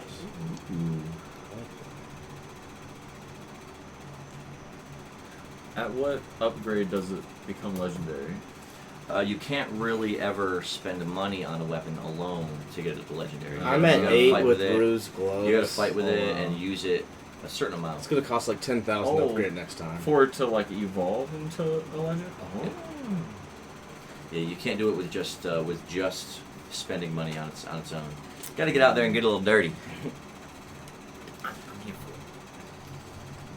So you're holding the bow now. You notice it's got a sleeker, more elegant sort of slope to it. It's got some curves at the front of it, and the elaborate runes that are inscribed into the side, or just if you peer close, they're lightly glowing with yellow energy. Can I also just buy some AP potion? Yeah, they sell AP potions here. The AP potions are 150 mil apiece. How many do they have? Says, Or per person? oh well, I'll say anyone can buy up to 5 if they wanted to. Alright, I'm gonna buy 5 and I'm gonna roll the hat. No thanks. I use fish. Alright, so I that's am currently with 5 Obvious. AP, 750 for 5. Yes. Spurs, do you want Yeah. I have some dark crimson robes. I don't know what they do, but I know they are magic. Okay. I was just wondering if I could get their like magic essence, I guess, and use that to upgrade my river rod, which has already been enchanted once. So And they can just keep the robes. so you want to exchange them in? Yeah, and just have their magic powers put into my fishing rod. Now that Like they transferring. won't be able to do, because transferring magic from one item to a different kind of item is a lot different than. Well, then instead of that, could I get the dark crimson robes integrated into my earth form robes to just make them more powerful, like I did with the ring and the gloves? Yeah. Then I'll do that. Yes, and the two items are. The earth form robes and the dark crimson robes. Nice. And the earth form robes is another one that I got. They were magic, and then I upgraded them. So, level 2. Okay, this is going to be pretty interesting. So, laying the two cloaks over the top of each other on the counter, she says, "This will cost about 300 mil for me to do this magical process, and it will bind them together forever." It's a deal. You ain't gonna have it. Oh, he's just doing I'm fine with it. I got the money. It's all Mill good. coins. They still get the boost from the Aspiring Blast from the Lord. Yes. You get Well, in that case, I guess I'll roll the haggle, right? yeah. Absolutely. Hey, you should.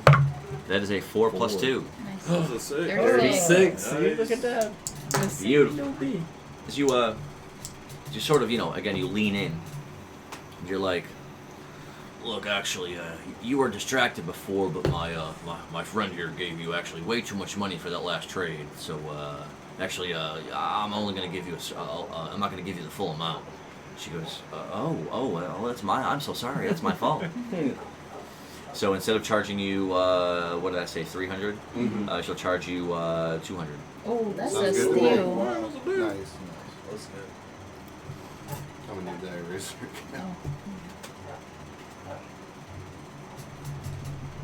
It's going to be such a crazy item, full of crap. Alright. I got it. Nice. So, and as they're overlapped over each other, and she dramatically slaps her hands down like this, and a bright white light just comes pulsing off of the robes as they're lying there. And after a few moments of intense, almost fluorescent-like bright white light, as it slowly fades out and goes away, you notice that it's now like a brown and red streaked, like leather and cloth, cloak and a robe. It now drapes down below the knees, and the wrists are kind of loose hanging. It's got the wide brimmed sort of a neck piece right here that you can furl up, with a high collar on the back. So we'll call it the. Wow, that's so crazy. It is the. It's the Cloak of Terror Awareness. How do you spell it? TerraWareness. Terror Awareness.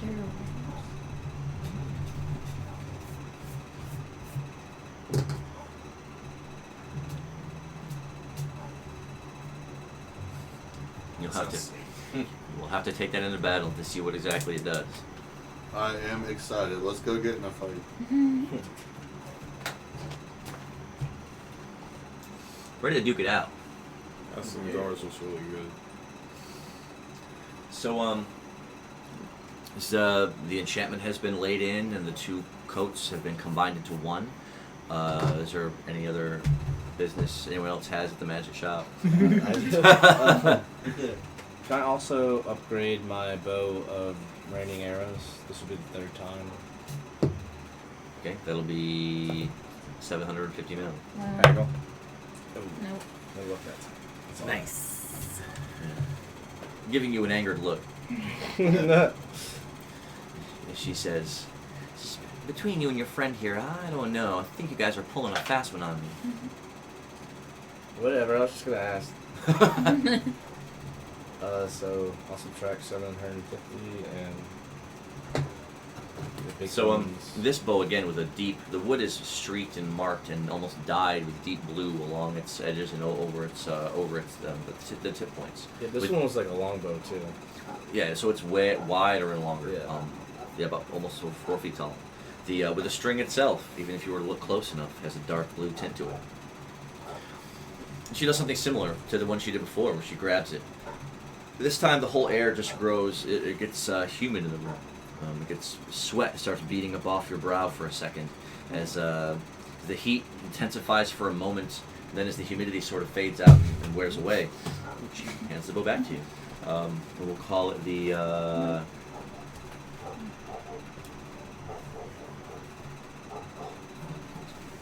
The bow of tidal arrows. Oh.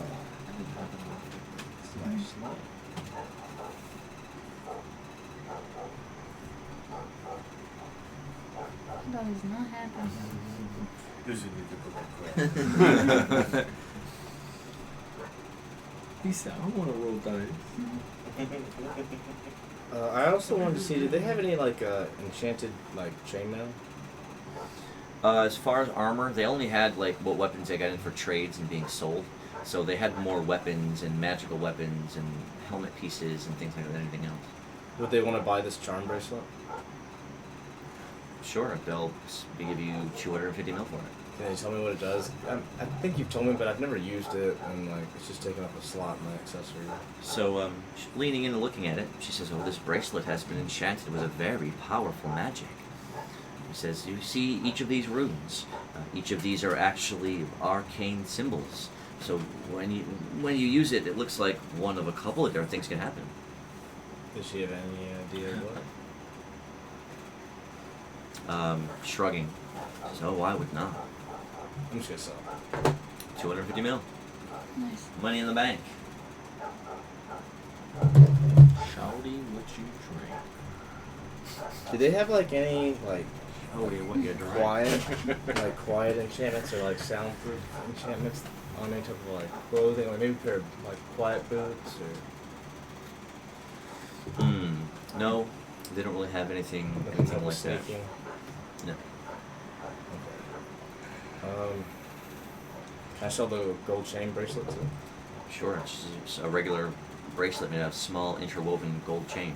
It sells for about 300 mil. Ooh. Nice.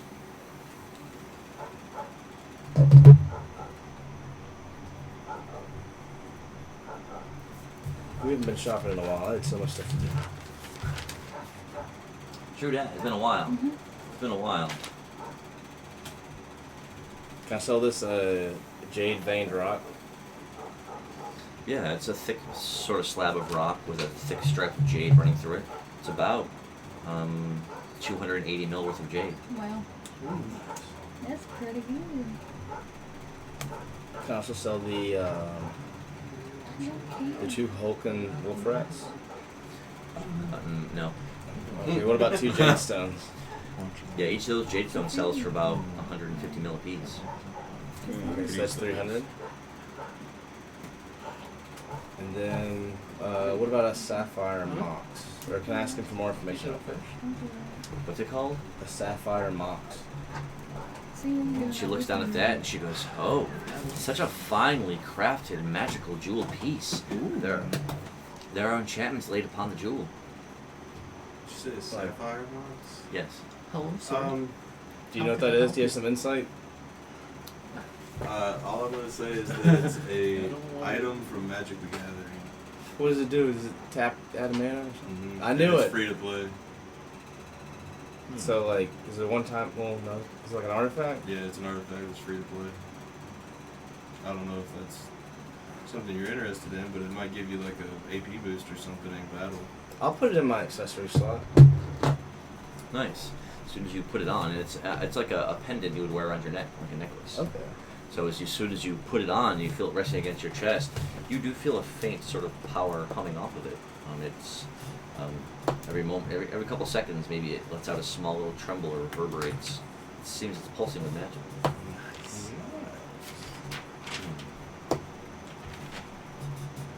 Do they have paper for sale here? Yeah, you can buy blank scrolls or parchment. Can I buy like just a bunch of pages? This is your Like 200 pages, 50 pages. Let's do 50. 50 pages will cost like 100 mil. 2 mil. Can I roll the haggle? Yeah, I'm just gonna. I'll just pay the. Alright, so I have 50 sheets of paper. For 100. Buys 50 sheets of paper, y'all. I feel like I already know where this is going to go. Argela's first printing press. I'm making a book. So I do actually He's have making a legendary weapon or item. It's been written in cursive by Remy. It's called the Golden Quill. That's what I want the paper for. Wow. Pretty cursed. Do I need ink for that? Let's go. The quill can just writes magic. Right? That's pretty cool. It writes on anything, right? Yeah. Other than Whatever's that, nearest to the holder. Just starts writing on people. Yeah, literally. Like what in I like guess. Harry Potter. they wouldn't want to buy the sand glowworm either, would they? Ooh. They wouldn't want to buy the sand glowworm either, would they? No. Alright, I guess that's it.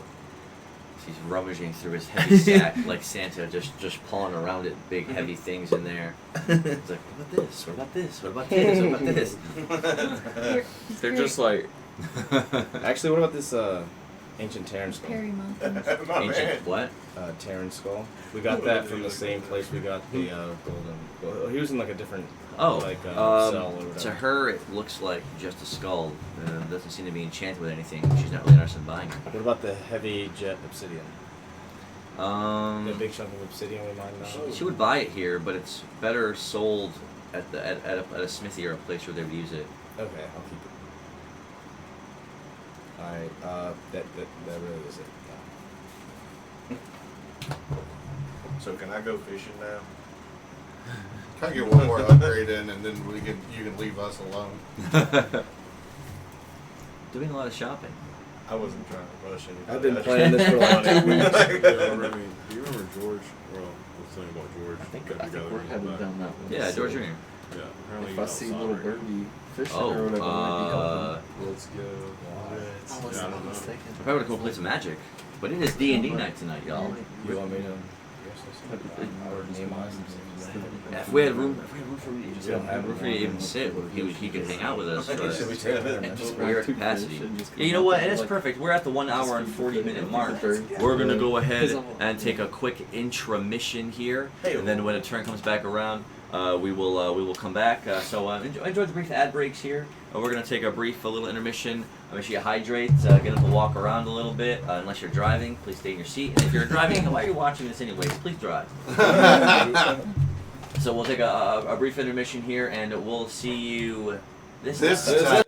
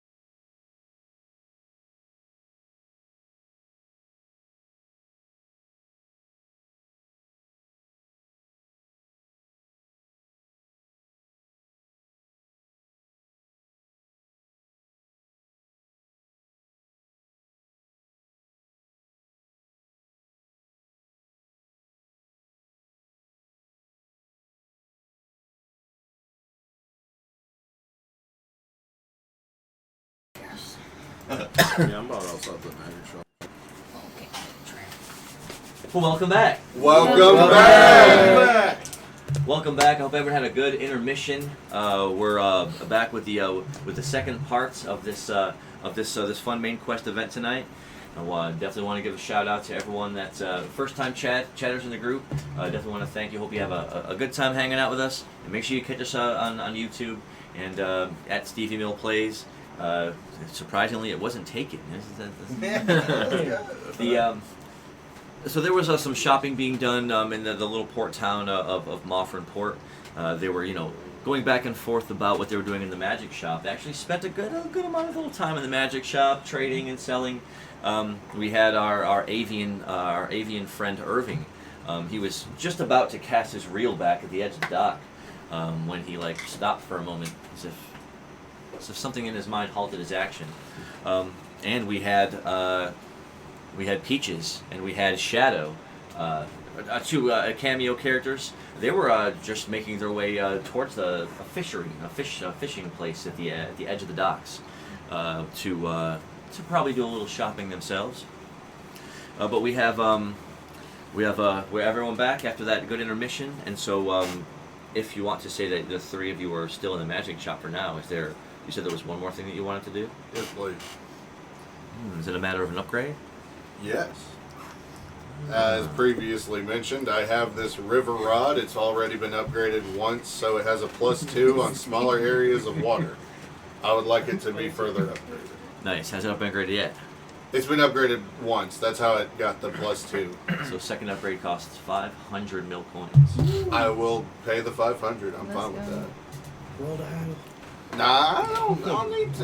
You know what? I'll spend it. I'm fine with that. Yeah, she's been haggled today. She got a free She show. said, I think I made enough deals today. She's ready to haggle and I would be like, coupon! I got a coupon. Not the coupon. Where did you clip this? Sir, this is expired. It is about to happen.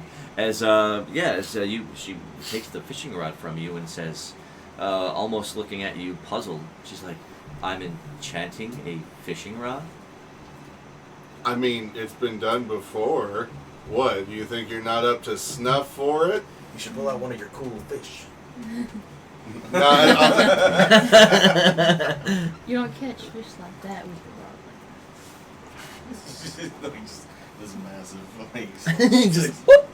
yeah, I would like to brandish my jade fin marlin above my Nice. head.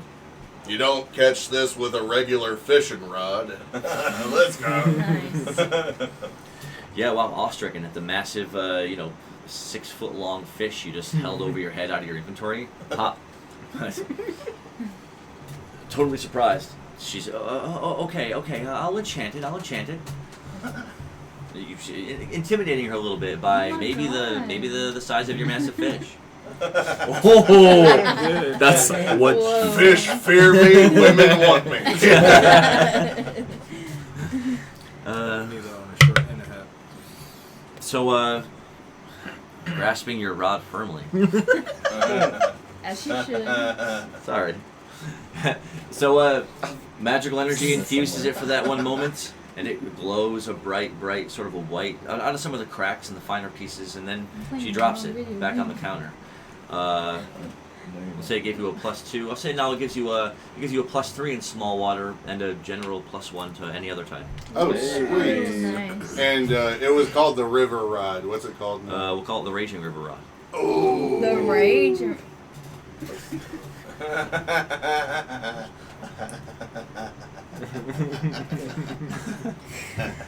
Well, of course, she just had her hands all over it. Of course, it's raging now. Come on now. That is how I we. was trying so hard. That is how we do it. And scene. That is how we do it, y'all. A simple upgrade is now something that's so much more. As now holding your own Raging River Rod in your hands. Dang, where you get that at? I can film this power. It's tremendous. I can do it. I can win. Yes, yes, yes. And you almost feel powered up as you're just shouting at the top of your lungs in the magic shop. All the other customers and everyone around you just shocked at the awe-inspiring display. Security. Yes, yes, yes, yes. Oh shit! That no, Oh. you can put him in the. Set him up.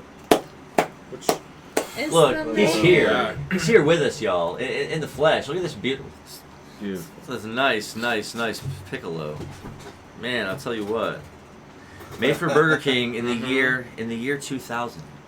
Giving him It as was a one of the- graduation gift. It was one of the things when they did. I was 2. I remember that. Let's Yeah. go. I was 5. What a legend. So Shit, slap him. Yeah, slap him up there. Nice. Yeah, wow, yeah. You don't knock After him that over, shocking like- and awe-inspiring That's why I display, put the they, bait behind. you know, the shopkeepers can't help but just blankly stare at you and just be like, You shocked them into complete silence. Things are a Put his bit leg in. little librarian in the Put back. his leg in there. See if it fits. His legs. The other patrons eventually slowly look back to what they were doing and things settle back to normal. Is there any other business that either three of you have in the magic shop? I'd like to go fishing. Have a fish? In the year 2000. Dot. Nice. So, and then what would Slippy? What would Slippy do? Oh, I was just I was on my way out of the shop, so. It's true. So I'll let you roll a speed roll on your next destination. I'll also make my way to the docks. Okay. If I see Irving fishing, I'll go see if I can be used as a lure beside him. Let's go. We're catching some monsters. Time to hop into the sea. So that leaves Sprinkles. I'll go fishing. We're going back to the docks to do some fishing. Seems whenever there's an opportunity, You never know. you will capitalize. So now we have 1, 2, 3, 4 characters that are going to be fishing, right? And then, so as you all nod your farewells and step out of the magic shop, at that almost exact same moment, the two of you were entering the weapon shop, right at the same time. Which at the same time as that, you had stopped for a moment mid-cast, like you were maybe going to stop, and it's like, oh, maybe I should go. Could go buy a new rod. I could go catch up with someone. Another opportunity just to either take your action or to do something else. I think that I'm gonna try and find my way towards the bait shop for sure, because I've been fishing with the same old stuff for so long now. I figured like if I can get like maybe an upgrade on the jade lure, or I can try and sell them some of my lures to get a better rod. I think that would be cool. Okay. Nice. So yeah, in mid-cast you stop. Again, running your hands over the same familiar spots on this rod you've been using for all this time now. You think fondly of it, but you can hear the woodworking off in the distance, off towards the corner of the center over there. So you're just like, you can hear them over there. That like, you're like, well, maybe I should get it upgraded, or maybe I should just go ahead and buy a new one. So you stop, and as you head towards the fishery or the fishing store. Again, it's more like a place set there square on the rounded corner of the front edge of the town where it faces the docks. To where, it's got a wide open face, no real doors, where you can just kind of walk in. And there's a couple of rickety metal tables that are set up there with fishing hooks on them and fishing lures and maybe strange looking little colored rocks you may be found out in the ocean somewhere. And then you also see like balls of thread and fishing line. They'd be set up behind you. Then, so you're really walking there probably just at the same time. Instead of going to the weapon shop, you guys did want to go to the fishing Yep. fishing That's true. instead. Yep. Because I have everyone, a bunch of people meeting there. So as you walk in with Shadow sort of floating just out next to you, still totally invisible. Mm-hmm. You see, this rickety-looking little rounded shack that's set there right against the docks itself, and it's not even, it's not even, doesn't even go back about 20 or 30 feet before there's a thick, it's almost like a mound of dirt with a wooden counter slid over on top of it. With what looks like and you can see there's a couple of people that are kind of standing around in here looking at fish, looking at some of the fishing rods that are adorned at the side of the wall. And it's only about maybe 8 feet high with a thick branches and reeds and things like that, making a hardly sufficient roof. And again, this side of the wall, it's you see like wood crafting tools, like the wooden rods that they would use to carve the sticks out of, and like heavier layers of like solid silk that you would use to pull the thread from for the line, and different sort of bigger lures. And draped on the back of the wall there is like a couple of big-looking stuffed fish, like a massive crimson marlin. First one you've ever seen before. Red streaked skin with a sharp beak and like actually almost like a dark red bladed tail piece up off the top of it. You've never seen anything like it before.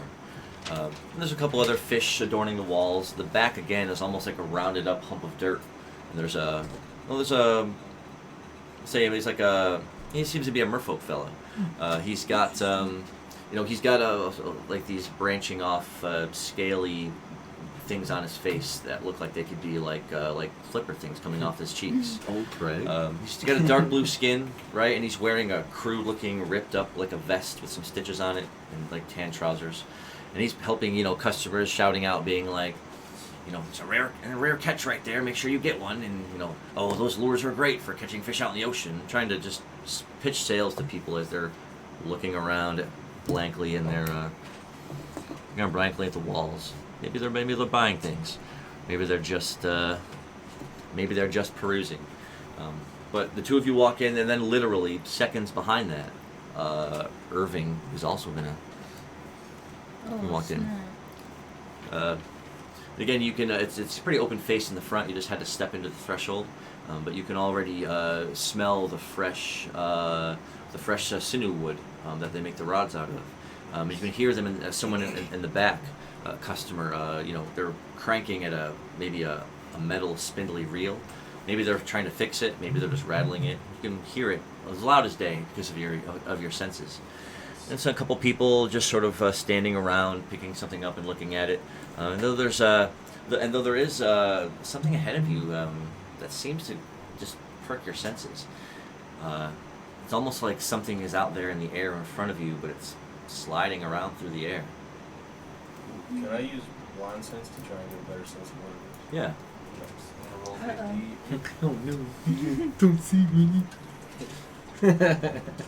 Fear not, friend. I won't. Focus scope. Just pokes my butt. Three.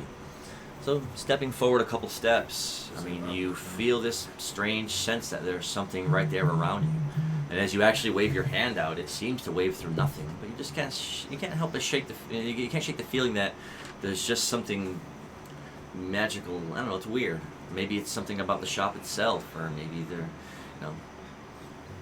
just seem to tinge the edge of your senses. I'm gonna like walk through it and be like, cool. So you do step forward. You actually because you were just sort of walking off in that direction. You actually sort of bump into someone accidentally. Oh my bad. You can tell that she's you can tell that she's a little shorter than you, and that you heard the movements of her cloak around her as she turned, and she's holding and you heard of something on the ground as she's surely holding something like a staff or something in her hand. Cool. Apologies. Didn't mean to walk into You knocked over an old lady, man. Not the lady. Oh, lady. That's all. Definitely getting sued. That's funny. And so the two of you had come in to look at the various kind of fishing rods they have, and they've got like a dozen splayed out, leaning up against the wall here. And there are some smaller ones that look like they're for a hobbit or a goblin or something diminutive to use, or what's that word? Oh yes, children. And then there's a couple of longer ones, and then there's a couple of ocean rods, which are made out of thick bamboo, and they stretch maybe 12 feet tall. or so maybe 10 feet, 12 feet is the highest one.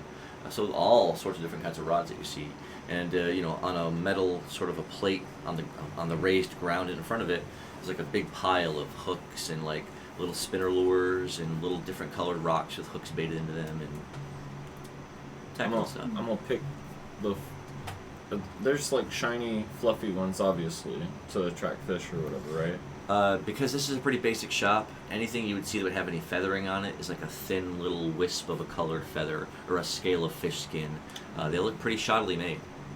Yikes. I make better lures than that. I just pick up the prettiest rock and just start in it. But I'm gonna still focus on being incorporeal, but I'm gonna slowly lift up the rock and just kind of. Alright, for that move, let's say I'm gonna put a dice roll on incorporeal, but roll d20. Oh gosh. Or no. Oh no. That is a 1. No. Oh, man. Crit. Well, it was a crit, but it was a crit. Yeah. So, as you slowly do begin to come into focus, again, dark purple with red enlarged-looking eyes pointed at the ends. Your mouth curled back, and what some people would think of as a sinister grin. It's just how you smile. Mm-hmm. Ooh, shiny. As I kind of pick it up with both hands and. You do, and as And far I'll as flip around with it. As far as which one was it most interesting to you, on one, you did happen to just see a rock that had a couple of blue, turquoise dots painted on each side, thin on each side, with a thick, like one of those treble hooks latched through it. Wow. Yeah, pick it up and pretty much start playing with it. So as you looking at it excitedly in your hands, you see similar lures to that and many others piled in front of him. As he's ogling this one, there's a multitude of rods behind him that you could look at or purchase. You break it, you buy. You better be careful with that thing. playing with this thing. But I just want to get a regular, basic rod for right now. And I guess basic lure, and I'll buy some, do they have, worms for bait? Or, Yes. Though, as you look around for any live bait in front of you, you see none. Looking at the rods themselves, if you were to grab a medium-sized one, you'd have to reach kind of right out in front of you to grab one of the ones that are, about a little taller than you, but a head taller than you. So what you would expect would be an average-sized fishing rod. Mm-hmm. So take it, and it's made out of some kind of corked crescent wood. So it's it's a nice-looking rod. Okay. So you take it up to the counter. With follow, Shadow, I start floating, listing off to the side behind, still just pouring over this nice little colored rock that he found. And even as you're looking at the rock, the hook, you notice strangely just passes through your fingers as you're kind of fumbling with We it. have fingers. He has He's got, little shadow he has a face. couple He's got little, 3. little pointy They're little like little 3 Okay. fingers. dark Yeah. shadow. Yeah, Hunter has them too. He actually has Okay. them too. It's got to get a little evolution. That's nice. So setting the fishing rod on the counter, the merfolk behind the counter looks up at it and says, "Oh, Lord, it's like that just was a trade-in from someone. I heard he didn't make it out over the sea." Oh, that's terrible. Maybe he haunted him. He can call. Can I fish get to- someone to this? Can someone bless it? Does anybody? Can He someone said- to bless it? I and, don't feel comfortable with it. He's like, "Sure, lady. If you buy it, I'll bless it." Sure. Okay. Let's do it. He says, "Well, this rod here is 80 mil." Let's do it. Dang. Money bags over there. So yeah, you notice that it's made out of that. It's made out of that fine cork wood, and also the bottom handle has like red and yellow cork-like blotches in the paint. And the rod itself has a bit of a gloss up along the top of it, so it's been coated with something for protection. Okay. But as you take it and buy it, he says it's actually called the captain's rod. Ooh, captain's rod. He says, I don't know what captain he is, but if you meet him at the bottom of the sea someday, make sure you let him know you found his rod. I will try my best. No I promises. said, you just spend a lot of time down there. I got the dolphins take me there. Oh, your bait. So You I'm gotta not ask sure. that bait too. Does he know where I could get bait or anything? Sure does yell like the lightning. Does he know where I could get any like bait? He says, Or and you know, something? he says, live bait, live bait. Looking at no one on either side of me, he's like, live bait. Alright. He has no help. Alright. So Good he says, I've got some, but it's expensive because it's a mountainous region. There's very little natural dirt unless you go miles around in any direction. So which people do go and try to dig up worms and stuff to come back and sell. Which is why the stuff that he has, and as he kind of leans a little flap of his counter up, because it is a rounded mound of dirt that the long, heavy counter is sitting on. He seems to just reach down into the dirt in front of him and pull out a thick scoop of these. We'll call them dust crawlers. They're like thick worms with like a, they're just wriggling in his grasp. And he says, these are about 25 mil a piece. This'll get you some. Can I roll a hat? Yeah, of course. I'm sick. Actually, I'm gonna do it. No, Wouldn't they have no, like we're doing minnows this if they have a dock? A Okay. 4. one. Maybe not. 4. So putting your leaning in and looking at them, and they look like they're just glistening with worm saliva and like dirt, chunks of rock and dirt all around them as he holds it out to you. Like for a moment he almost looks like he could eat something like that. Like if he's looking at it like he would treasure like a plate of food that he's holding out in front of you. He says, guarantee with these the fish will bite. You look like you about to, and I'm not okay with it. He's the fish that'll bite.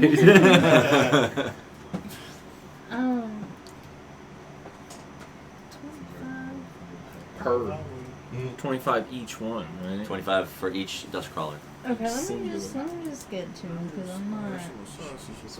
Let me get to him. And he says, and your little familiar friend there, that's 20 for that lure. You got lure money? Oh, he's That's like can I haggle? Or am I Yes. able to talk?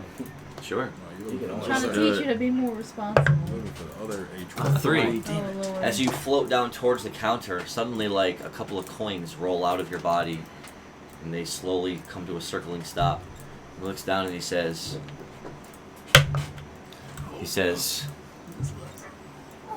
that's fine. He takes the 15 mil. 15, wow. And that's how you do it. What a steal. And it is just called it's called a painted lure, but you can just note that it's got the turquoise dots on it as far as what color it is. You can put it in your inventory since. Okay. Well, I'm playing with it right now, but you can put it in your inventory because you're gonna have it. I'll find another painted rod somewhere. Another pretty rod. So yeah, as you're kind of handing it over to her, and she's like, "I gotta catch a fish with this." Yeah. It's like you two notice that that behind you, with a mask over his clearly beaked face, and because of the clothing that you wear, your wings are always sort of prominently out behind you. They're folded up, but it's a cloaked and sort of a masked avian fellow, Birdman. And behind you, and as he walks up to the counter, his eyes staring just over ahead the merfolk as he's talking to him. He must be completely blind. I'm legally blind. He takes out a worn fishing rod and he sort of sets it on the counter. He says, Do you have anything better than this, or could you perhaps make this better for me? well, you can't tell, but you see the merman look down at it almost disdainfully. He looks back up at him and says, yeah, sure, if you buy a new rod, I'll go ahead and fix this up for you. I'll give it just what it deserves. Okay. Ooh. What? I've had it for a long time. If you break it. He says, oh, well, that is kind of exactly what I was going to do. This beat up rod, the reel is half twisted off the side of the bottom of the handle, and he's like, it's missing one loop. You know, it's missing a string loop up here, about 3/4 of the way up. It does. He looks, Give I it guess, back. and then he looks Give it at you back. for a moment, and he goes, right. Well, it's missing a loop right here. and He's super critical over the thing. That's what he does. I'm gonna buy another one, but I want that one back.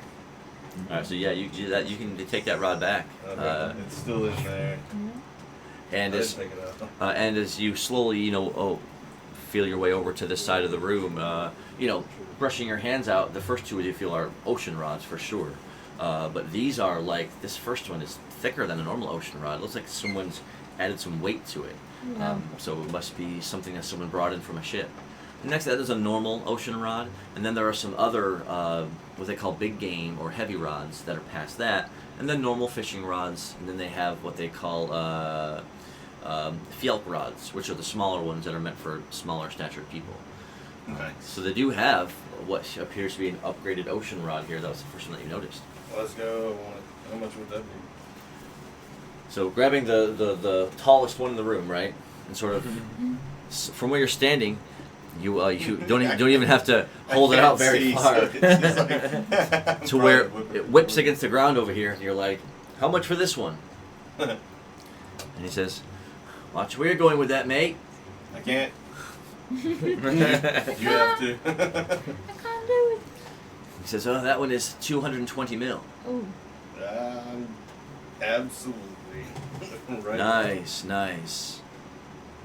That's exactly how much will I have. And looking for some big lures. Do you have any big lures? He says, sure, over the other side of the wall. And I'm sorry. Turning. What was the name of the? Oh yeah, it's called the depth rod.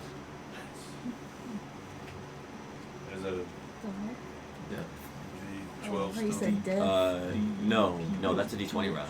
The death rod. Oh, the depth The death rod. the depth rod. If only it was the death rod. That'd be sick. You just want to cast death at fish, don't you? Yes. What do we catch So with that I that? put them in my inventory and then cook them later. Or sell them to Galata. He's a good guy. So I didn't even haggle or do the Gelato coupon. I did nothing right. Dang, This is you terrible. suck at this game. I do. I've mean, been I- playing it for so long now. I was think gonna I'd remind think you, it's but and- Alright, in the future. Oh I dang, know. we found a blame. so as you walked over slowly to the other side of the shop and you looked on you felt on the counter, you notice that these lures are longer, like the size of tiny fish, about this long. Some with little hinged pieces at the top meant to waver back and forth. Some with disjointed tail sections that on a single chain.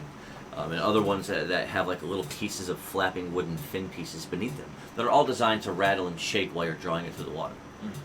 Nice. Alright, I'd like, 5 of those. Different kinds.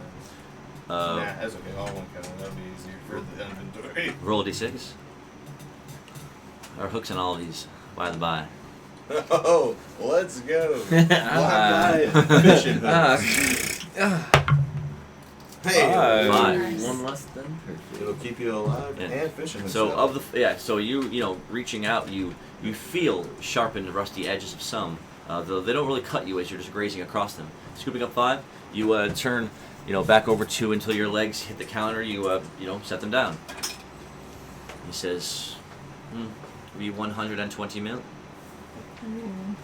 All right. you gonna do I stuff? have a coupon that I got from a fish man named Galata. So as soon as you hold the coupon, his eyes visibly roll in his head, and he says, "Sir," he's like, and he looks around both ways as if looking past you to see if anyone's coming here with you. And he says, "Sir, I've run this business now for 17 years, and I've never once written a customer a coupon." As you hold it out, as you continue to hold it out in front of him, his eyes just happen to notice this figure that's gold stamped on the coupon itself. His eyes get serious for a second as he snatches the coupon out of your hand and looks at it. His hand's trembling. He looks at it and says, "Lord Gelato, it is his insignia." Yes. We've met quite a few times. I sold him some fish. He gave me some cool stuff. It's like, "You've met Lord Gelato." A couple times, yeah. He says, "He's just a myth, a long-forgotten fish god of ages ago." No, no, he's real, and he's a cool guy. Sure. Hold the coupon and says, "You must have caught this from the depths of the sea while you were fishing, perhaps in a bottle or in a chest." No. I know him. Oh, it's there when Gelato stamped it himself. Next time I'm gonna get him to sign something. Get him to go outside and put it Clearly, not even still believing him. He just hands the coupon back to you with a shaking hand, and he says, "I honor the pacts and the words of my four fish." My four fish. Well, let's go. All right. So how much for these lures? He says, "Those lures are 10 mil apiece." 10 mil a piece. That's 50? Dude, I'm dying. Let's go. Nice. Let me get 10 of them. That is 10 wooden fishing lures for 100 mil. 60.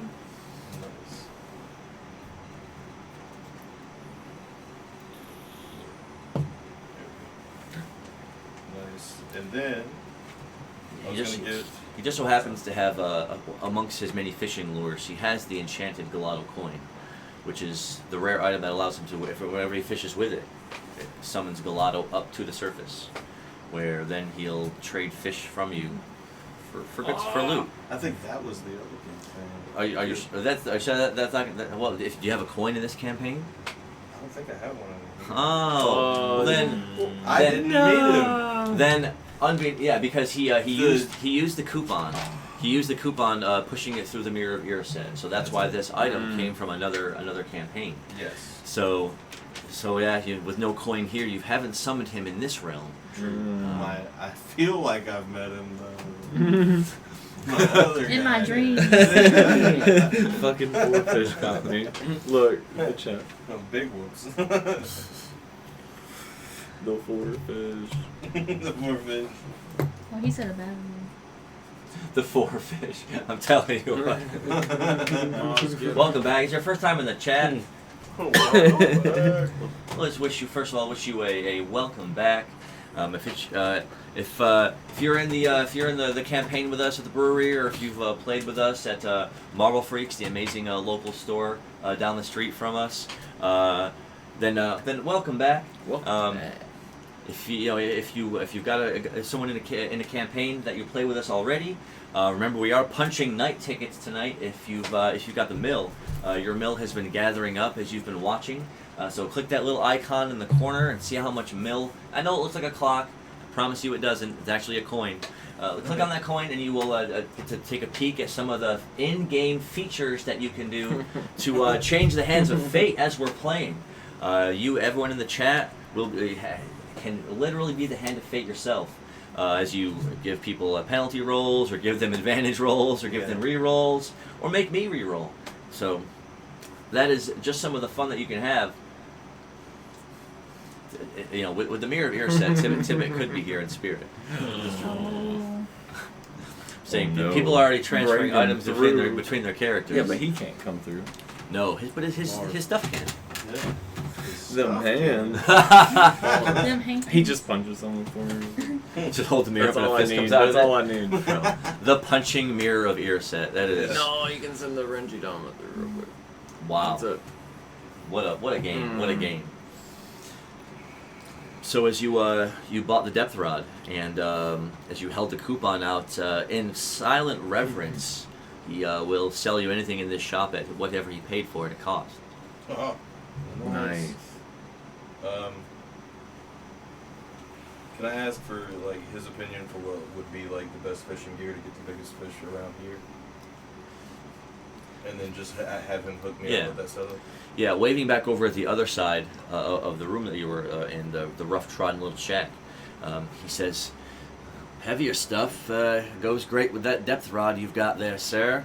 He's like, this stuff there will catch you great top deck, which is like top of the water, top 10-20 feet.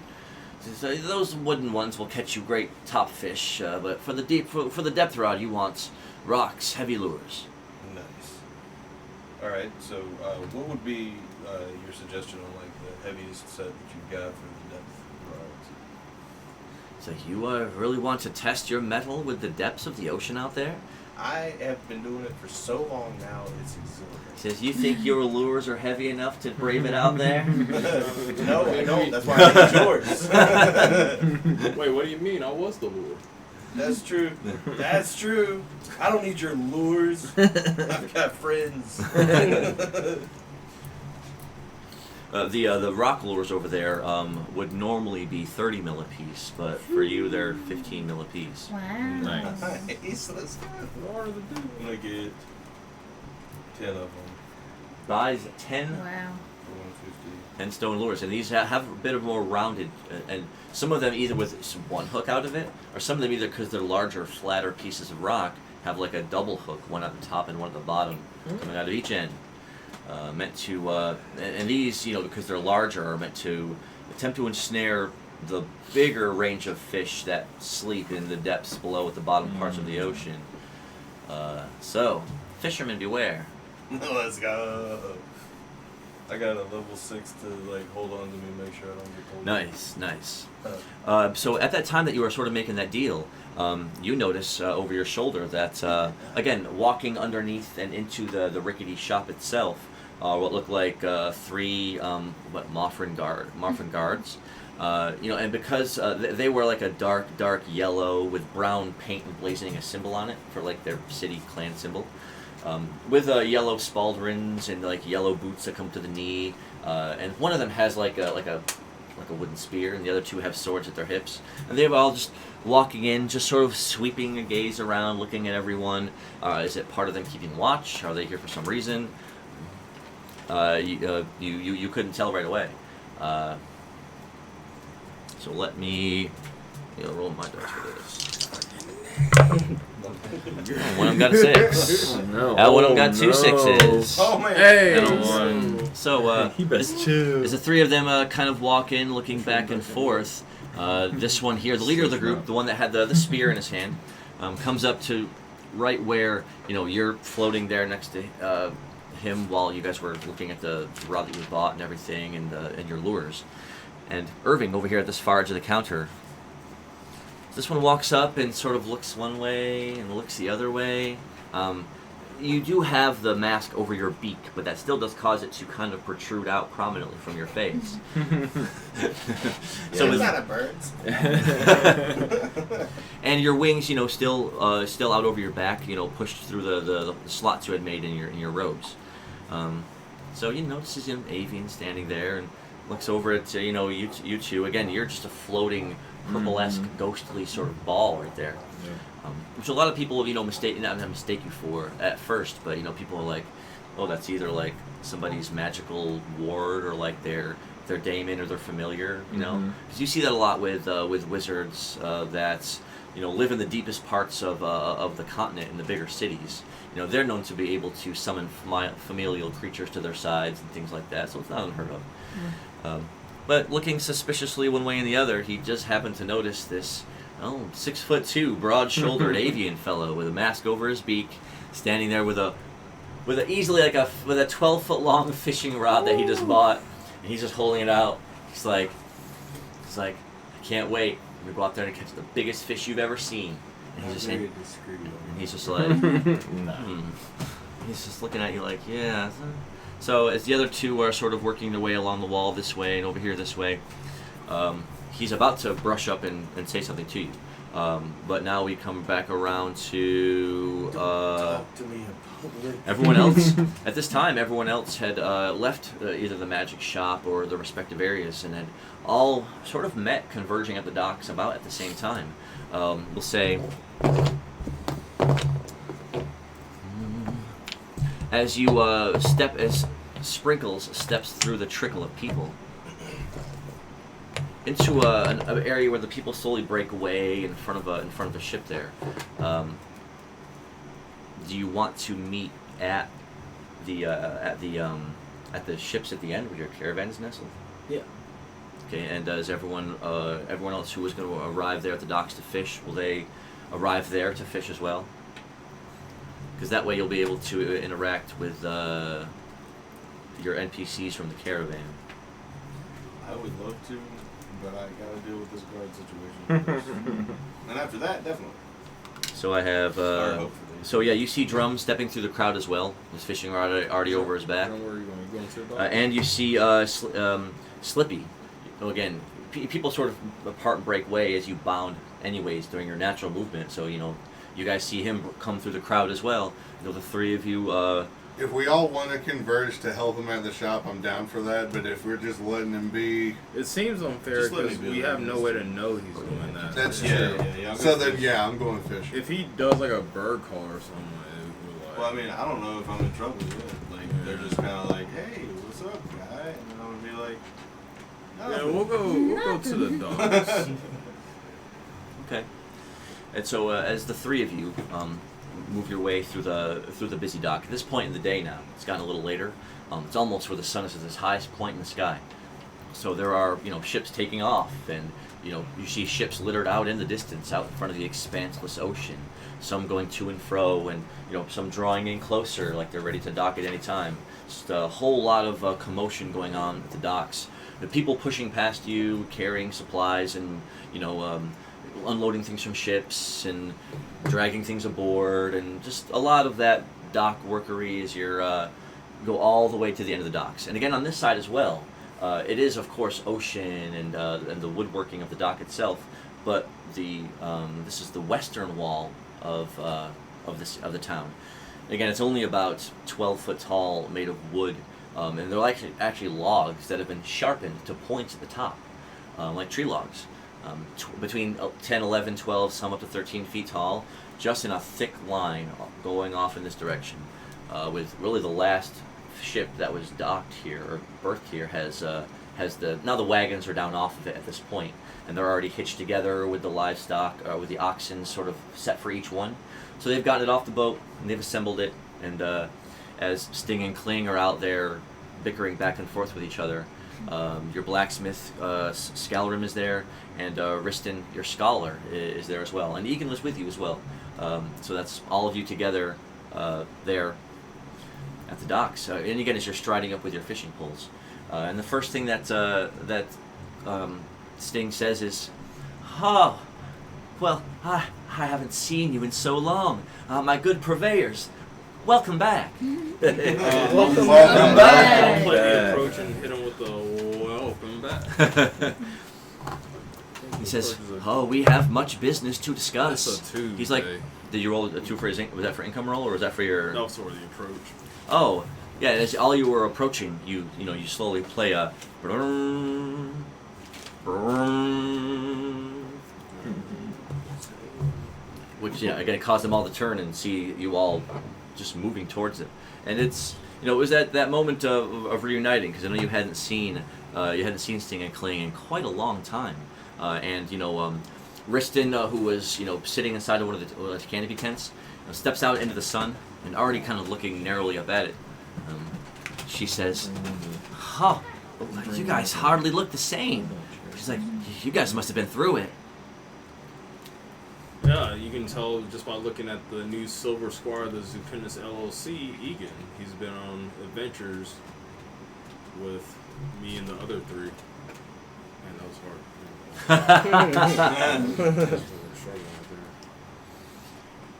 And she says, "Wow, our caravan is getting pretty great. And though I got to admit, I find myself reading over a lot of the same books and a lot of the same scrolls. You guys gotta you know, hey, find me some new books to read, or hey, just give me some money and let me cut loose, and I'll just go out and buy some stuff. I'm there, right? I have the caravan donation meter here, which I don't know if you can see. It's almost like a thermometer here. It's tracking how much loot that they've and money that they've donated to the caravan since they've started this game. It is up to tier 7, and it's halfway to tier 8. Oh, wow. And at every tier, it unlocked a different buff that the caravan gets for the group. The first thing they buffed was asking this scholar, this young elf scholar, to paint the whole side of the whole caravan. Oh, wow. That way, that caravan mark you now have is pointless. As they've gained buffs throughout upgrading the caravan and by interacting with it, for the now whenever the brothers Sting and Kling arrive in a city, they look for AP potions right away. Ooh. That's called Brothers AP Potion Hoarding. Nice. There's another skill where they get 3 daily mill rolls, which is 3 of the players can each roll, and each one is an amount of money based on how much the blacksmith made and Sting and Kling made in their money workings from the day before. Because it is a traveling caravan, and while they were making the long trek along the beach, they were heading as part of a larger caravan across the desert at first, then across some sand-blasted plains, and then down the plateau steep to get to the port. Then once they got to the port, they've got enough leveled up here, which is the 1, 2, 3, 4, 5, 6 last ability. They picked up the ability to travel aboard a ship to meet them on another continent. Oh. Having that, they've also got Riston has a skill called Book Smarts, which means that she gets extra study rolls on any special magic books they have or any story books. And they unlocked an ability for Sting, which is the shorter, more gaunt of the brothers. To where he gets an increased tier of value for how much stuff whatever his dice rolls for. Whoever rolls that gets a little more money. So, oh, and Scalarin also he's making arrows for you. Is he making arrows for you every day? Was it arrowheads? Yeah, I think he was making arrows for you. He was doing daily rolls to make arrows for you. Were those the fine crafted ones? Yeah, if you already had the materials and you turned them in, I have it written down on my card. I got a note. I forgot. Yeah. Let's go. Let's go. So now that you're back with the caravan, yeah, you know, again, which 3 of you that are there want to roll for mill? Let's rock paper scissors. I mean, there's only 3 of you there, right? Alright, let's go again. I'll shoot. Rock, paper, scissors, shoot. Okay, we I can't get keep close doing my eyes, this. Well, there's 3 of you. No, You can't 2, just 3 by tie. 3 of you just Let's just roll the dice. Yeah. Oh, there we Yeah, go. roll the dice. Come on. D20s. No battle. Oh, D20s. Okay. No battle. No battle. I like that. You still battle. 5, Hey, I won, I got 17. That's what I got about. Could someone give me? Yes, sir. We got the second highest. So. All right. So who got what? I got 17, you got 8 or 7? 6. Oh, so you got 7. Okay. I don't know. I can't see from here. So it's me or rolling for mill. I feel like Give this it the guy. other roll. So I think we got to roll for Skyrun too. What's the scribe For every welcome back. Yeah. Riston? I need to That talk would to be her about rough. this golden quill to pick. Welcome back. We need to set up a contraption to like pull her hand off of the quill. Oh, plotting and planning some stuff. I know they have a cursed item that they're contemplating. They're contemplating Or using. just have someone come by and just pass it off to them until they die. I thought about like just finding a bum or something. That's what I'm saying. Just have it Bum. till they die and just like kind of. True. I don't know. I feel like if somebody like smart does it, or Nah, you We'll should get get yourself there. into a prison, then give it to the guard to be like to write your last roll for you, then you use that as an escape. And that's just part 3 of the like a 23-part plan. I don't know. Just part 1. So did you guys roll for mill? There's 3 mill rolls. Genius. Oh yeah. They were working out the finer details. Is it a D8? For Stings, yes. Kling's is a D6, and Scalarin's is a D4. Alright, I'll roll for Sting. An 8! Roll it There it again. is. Nice. Roll it again. Do you want to roll for Kling's drum? Yeah. Or I can battle it in case it's not an 8. Nice, nice. Is that one of the Oh, 8 or is 6? High level Mine's strats. It's High level a strats. well, no. What was he's rolling an 8. The next mine's one's a a D6, 6, right? Yeah. Yeah, and then the next one's a 4. So now, yeah, now you can battle that way. A Ooh, 5. into a 5. Nice, And nice. then That the is, D4 is the last one.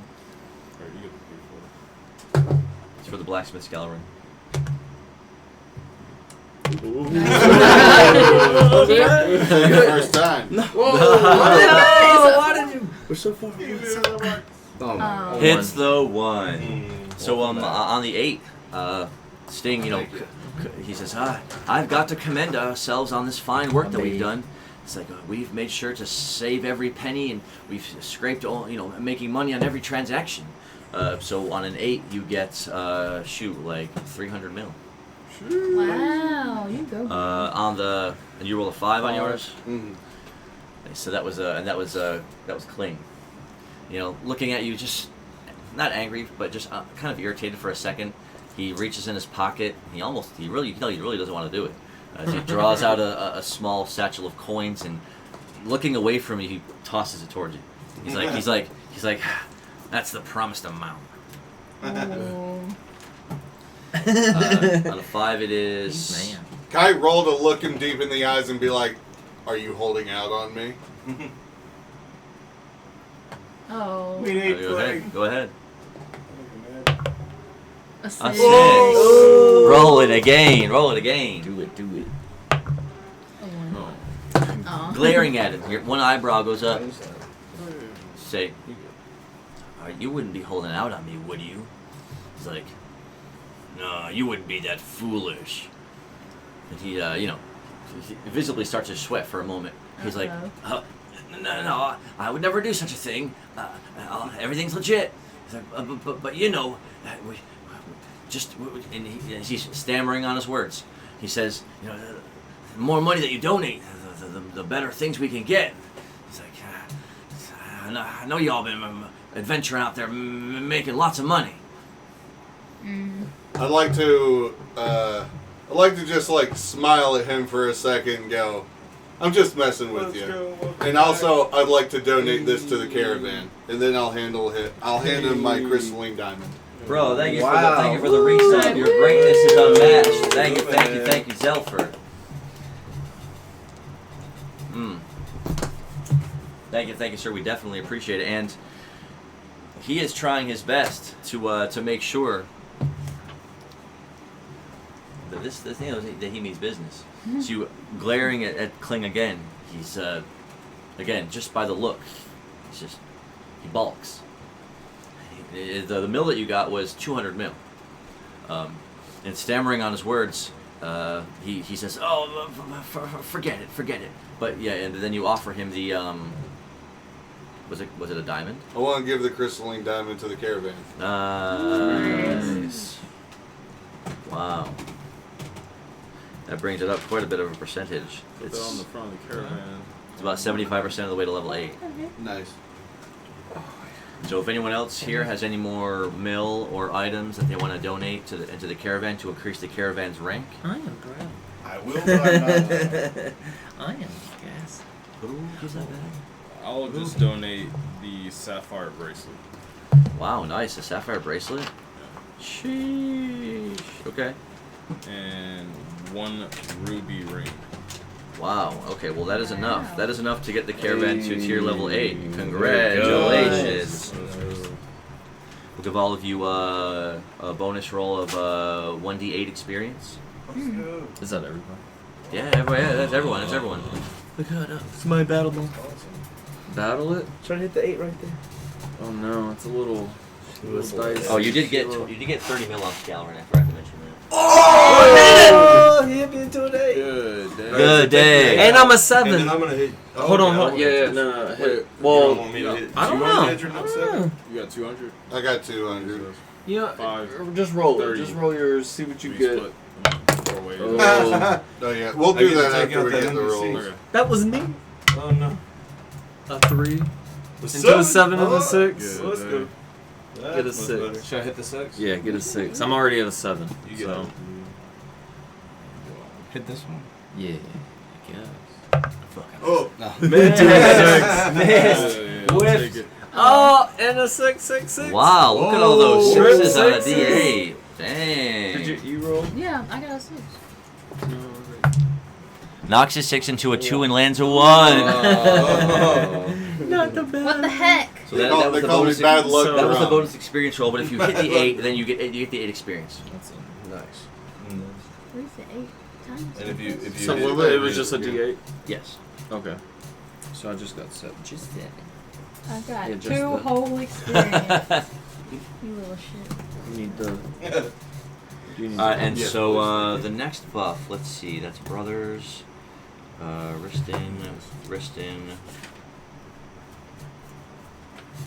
one for Scalarin. Yeah, this would be a buff for Scalarin then, because he's the only one that doesn't have 2 buffs. I dilute. Thank you. Alright, so it's 530s. So Scalarin picks up the skill Repair Upgrade. He can repair any basic weapon and fix it, or he can do exactly level 1 upgrades on basic weapons. Nice. Nice. Wow. Let's go. That's it. So you can never run around with something basic. That ain't the stupendous way. not. Zelf or Astro not. got the Oh. lowest roll. Nehemiah, now that we've Who got the that out of lowest roll? way, I do believe we that was wanna- a drum that hit a 1 on that. Why? Do you want to cast him a boon? a boon. Oh, reroll is short for some experience. That was Oh, yeah, drum. it was down to. Yeah, it was a 1. Lowest roll. Hmm. Uh-oh. He's contemplating changing it. I think. I know. Is it and anyone? If you guys have the points, look He at said, that. yeah, look. Redeemed a reroll shard. Nice, let's Give go. Drum a Yay. reroll. Let's Thank you, go. thank you. Let's go. Thank you, man, for turning in the 750 mil in the chat to allow Drum a sweet reroll of the dice. Oh Lord, please You don't got do this. that You one. got this, You bro. got it, bud. Oh, all right. Hey, look at that. Got the 4 out of the way. Faked y'all out. How Got about the that? 4 out of Huh? the way. There it is. It's a 7. Seven. Nice. That was 7. absolutely. What a great. Oh, you still got some money left. He All said right, still all got right. 2K. Still sitting on some bank in the chat. Dude's a menace. Dude, that's amazing. Well, I don't know what's gonna happen then Oh, if, I got if we get to I'm some gonna build fishing. up my viewer Alright. mill and send I it finally to got enough to get the second night game ticket. Punch, Send another Puncher's night night game game ticket. Hey man, then if you're watching on the stream, you get a night game. Night game ticket. Somebody Absolutely. call it. Absolutely. See your mine is I think it died. I appreciate it. Can I donate some stuff? Yeah, it just cracked into level 8, and you got all that stuff. You got the experience. You got the extra ability that Scalarin has. That he'll repair Ooh. and do exactly level 1 upgrades on your basic weapons. Not armor, just weapons. Just that. Cool. I got these 3 canisters out of like one of the dungeons. Like one of them was like white and corrosive, chalky and purple. I don't know what the other one was, but I can't think of any use for it. I just donated it. Sure. As you do, I can finally reveal the identity of those things. As Sting and Kling take them, and he's like, "Oh." Kling says, "Why would you hand me this?" Attitude. It appears to be, and Sting goes, "Don't mind him. He's a bit of a tea aficionado." He's like, and that one there is a canister that has looked to have been decayed for 100 years. Wow. It's a 100-year decanter full of rotted tea leaves. Oh my god. You could empty it out. That'd be a Nice. cool piece of vintage art. Some little art decor. Yeah. Well, they still get it. So. But they just say that the second one had what was a kind of a salt that was used to be used in soup stewing and cooking back in the day. It's like a harder, heavier, rockier salt, but it's cooking salt. And the third one, Sting I immediately identifies as what used to be garlic cloves. But again, it's been 100 years since it's been sitting in that dirty little cave where you found that shelf. And so that one is. I'm gonna keep the cooking salt. That one is questionable. Ooh, the silver circle. Can I keep the cooking salt? Almost done. You're talking about the cosmic roll? Uh-oh. Oh yeah. They can make sure that if we have an admin or Zell's in the group, I know he'll make sure to call out at least a cosmic roll at least once a session, so everyone can get a chance to hit that sweet divine number that we all know too well. That's one of them. Can I donate the monster parts? Bodies? Yeah.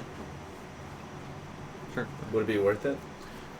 Everything adds some percentage, though. Some may be like precious gems and jewels, 5, 10, 15, 20%, and stuff like that may add 0.5% or 1% or 2%. Like a whole sand coil worm. I mean, it's a big dead animal. You don't have anyone that's really proficient in skinning it or cutting it apart. I'll save it for a Monster store. What if I donated the That's what it is. the lunar eclipse necklace? Oh. That'll probably be about 10% on its own. Because it's already at tier 8. You're going to tier 9 in the caravan right now. The thermometer only goes to 12, y'all. It only goes to 12. Oh. I don't know what happens when it gets past 12. Oh. No, Well, I've got something good for him. You just wait. Can I just give him money? Of course. Mill is a I'm great gonna way keep the to... necklace. I'm just gonna give him money. I'll give him 1,000 mil. Wow. Ooh, Nice. let's go. Kling's eyes greedily watch the heavy satchel of coins as you pass it over to Sting. Welcome back. He licks his, Me and he Mike licks are his lips. dividing up. Oh yeah. If it's for 4 of us, it's 133 rounded up, 132 rounded down. If it's for all 6 of us, it's 88 rounded down, 80. Yeah, Still all it's 6 of good us. round down. All right, so everyone gets 88 mil. All right. Wait, what? That's them. That's Oh. all of the That's them. stuff we Silly. collected. I know. No, it's No, you two this is get, 6 of us. yeah. Y'all get Oh. mil too. Y'all get 88 mil too. Really? Yeah. Oh.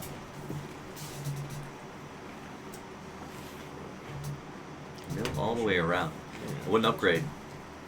Kling's already grumbling under his breath about we're repairing some of the wagons and getting finer canopy for the trim and upgrading. How much percentage was that? Oh, that added another 15%. Nice. So yeah, pretty great. That was a good chunk of money invested. I'd like to donate an ivory bowl Oh, and nice. a jade arrow necklace. Oh wow. Jade arrow necklace will catch 5%. The bowl will only catch a couple percent, but as you hand it over, Sting takes it, holding it delicately in his hand. He says, "Oh, what for fine procured craftsmanship. He says, this will go great with the tea set that I have." You can have it if you want it. Nice, nice. He then he reminds you that when they got into the city, the first thing that they did was they went and they did go buy a bunch of AP potions. Hey, Oh, nice. They have that passive skill, brothers AP potion hoarding. So they did they had to still they did spend money on it. So you would have to buy it for what they paid for it. But they did unlock the party to have 6 more AP potions Oh, at wow. 150 mil apiece. nice. It could be divided amongst a group, whoever wants however many of them. I'm gonna buy them all. What? I'm just kidding. I'm not there. Can I ask Kling for one of the potions in exchange for the bowl? Will's got to go for the night. We're pushing into the second part of the session, the late night hours. Really thank everyone for sticking around, staying up late. If y'all have to work in the morning, please make sure you get some rest. Go in refreshed. We love you. Thank you for staying late to play. And Will, because he's been lucky enough to do a campaign within a dream state within a campaign. Wow. Yeah. So as his character, who is Wilhelm, is they're in HQ right now in that campaign. So if he's dreaming now, I'm sure he's dreaming of it was that strange island that took the crystal compass to get to. So that it was he has that moment where he was sailing the ship. He's dreaming now of holding that crystal compass out in his hand as the dark night waves were crashing against the boat. As he's just sleeping away in HQ, enjoying his long rest that he had. And we'll see you next time. And we will as you, everyone had got squared up on what they were Can I doing as far as specify donating that- to the caravan. Can I specify that part of that money go to Riston for the books? Roll d6. For the bowl, can I get one of the AP potions from Clean, like as an exchange for the bowl? Oh. Yeah, it'd be they have to Oh, 3 out of 2. That's close. So because they bought money for them, and like to say that like instead of me keeping track of how much mil the caravan has and then removing that money just for you to add it back to spend it, they say you kind of have to pay whatever they paid for it.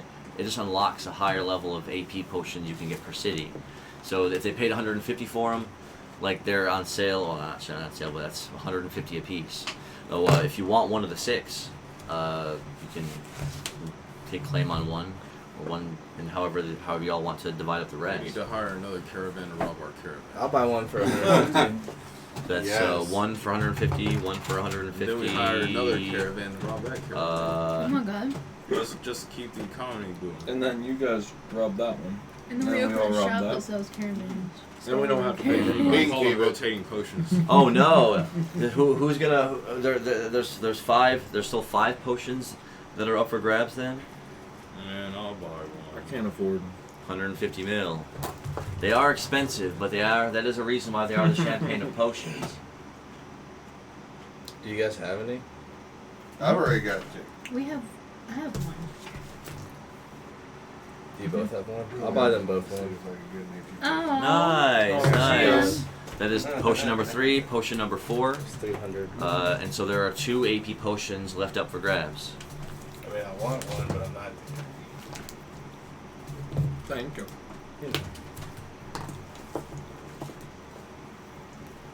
Then when you arrive back at the caravan, they'll still be there for the day for you to buy. Nice. So we I'll ask Egan if he's seen Irving, since he's on not with us. 5. He he just points up with his hand over across the docks, way across the other side. He's like, I'm pretty sure you want to go buy myself a new fishing rod. Tell him to hurry up back to the caravan. Let him know where we're at. Can I use my bait trap? We're on the dock, right? Yeah. I'm also gonna give that chunk of obsidian to the blacksmith. I'm done. Nice, nice. That is Can I that get is- mine actually to the blacksmith as well? That is a good donation. That is a good donation. And I'm also gonna give my triple rock belt to Egan. Oh. Dang, nice, nice. He can barely, it's too big around his waist. But as he puts it on, he's like feels a swell of pride. He's like, it's like I've never seen this triple rock, but you guys say it's amazing. That's pretty good. I immediately regret it. I told him to just give it to the caravan. He donates it to the So I'll never caravan. put that shit on again. He didn't hold it over his head or nothing. He didn't know what to do with He it. doesn't have the inspiration. Can I donate the ancient Terran skull to the caravan so they can put it up, like how like the pioneers used to have like the little cow skull? Wow. Sure, you got it. Nice, nice. Unloading things back into the caravan.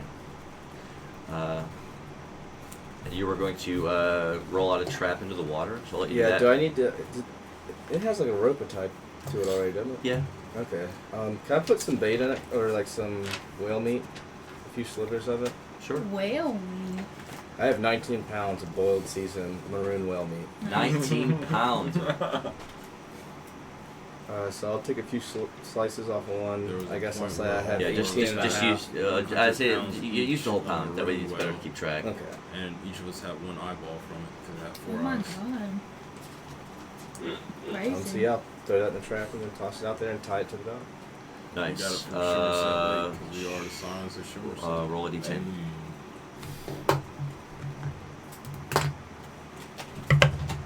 That is a 9. Very nice, very nice. So as you toss the boxed cage over, splooshes into the waves below the dock.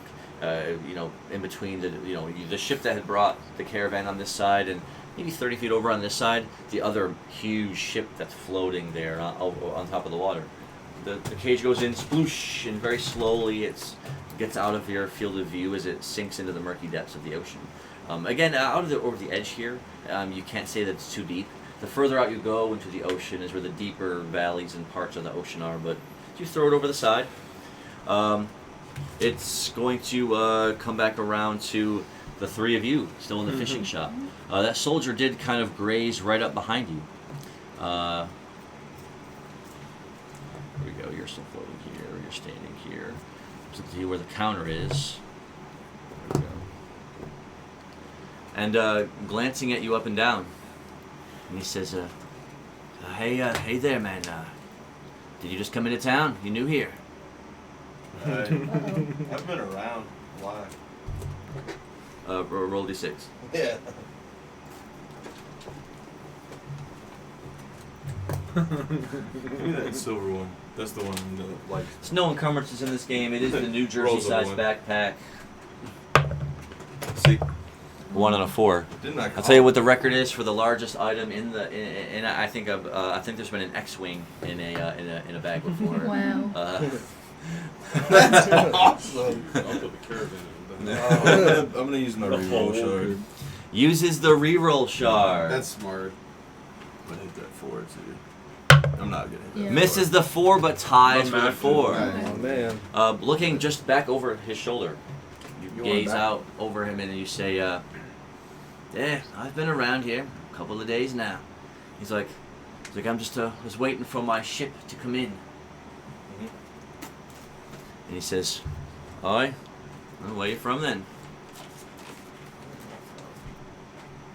That's a good question. Now, I'm not saying this to him. I'm just trying to think. I could say Scalpia. Dude, that'd be awesome. Yeah, let's make Irving's backstory. He came from Scalpia, which is like, you know. Puffing your chest out, say, "From Skypea." He's like, "I wouldn't be surprised if you haven't heard of it." Yeah. And like, it's a sour look on his face. And he says, "Oh, is that right? Haven't seen you around here before, though. You said you've been here for a while." And the soldiers are just sort of trolling. This one's walking up to this one and kind of like, you can hear them whispering in between each other, talking. And this one is coming up behind where you were standing with Shadow floating next to you. He comes up, and there was a customer over here. Say it was a short dwarfen guy, and he was in here. And you saw him again looking over at the fishing poles, looking to pick one out. He walks over, and the dwarfen fellow, and he's asking him really kind of the same question. He's like, do I know you? He's like, I see you. They're going back and forth about the very same thing. So as he's still kind of looking suspiciously at you, he kind of just, eventually, he's like, all right. And then as the rod you're holding is still out there on the counter, he's like, I couldn't imagine what you're going to catch with that thing. Me either, pal. That's where I'm headed. Then I'll leave. So yeah, turning, as you turn to leave, he slowly turning to kind of watch your back as you're walking out. He instantly, as you would be able to notice, he turns and just walks, right over to this other soldier he came in with, and he's already like, "Hey man, is someone pointing over to the door?" And he's already whispering in hushed tones. Can I try to blind sense and see if I can hear what they're talking about? As you're walking out the door and closing it, is the moment he started striding up. Gotcha. So it would be try to be through the door, but you can roll it. Yeah, I'll roll. Ooh. You got this. And all the more chances to roll an 8. If I can find my 8, there it is. Nice. 5.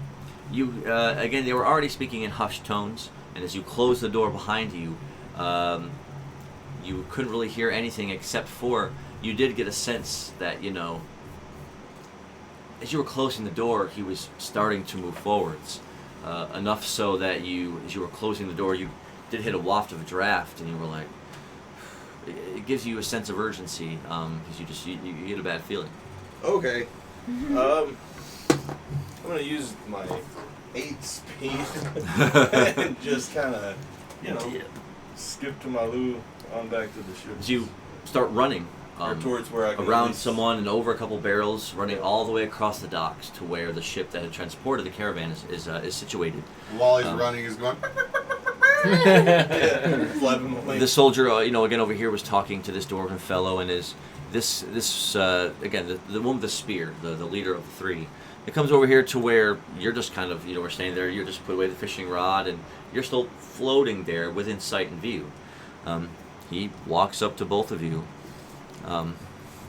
He's like, "I saw you. Do I know you? Are you new in town? Have you just arrived?" Are we new? We just got here. didn't we? Yeah, Okay. you just got. Yeah, we both did. On a caravan last night.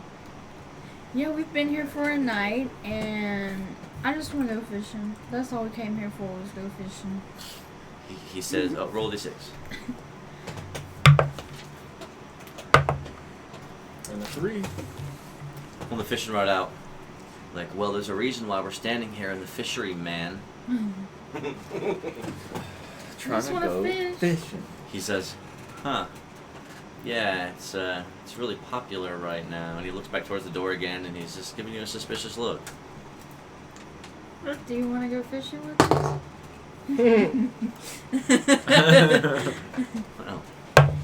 Well, wow, he rolled a 6. Wow. 3. He says, "Oh, sorry, miss, but I'm married." I asked I if you start wanted to to cackle. go fishing, not to make out. I start There's a to cackle.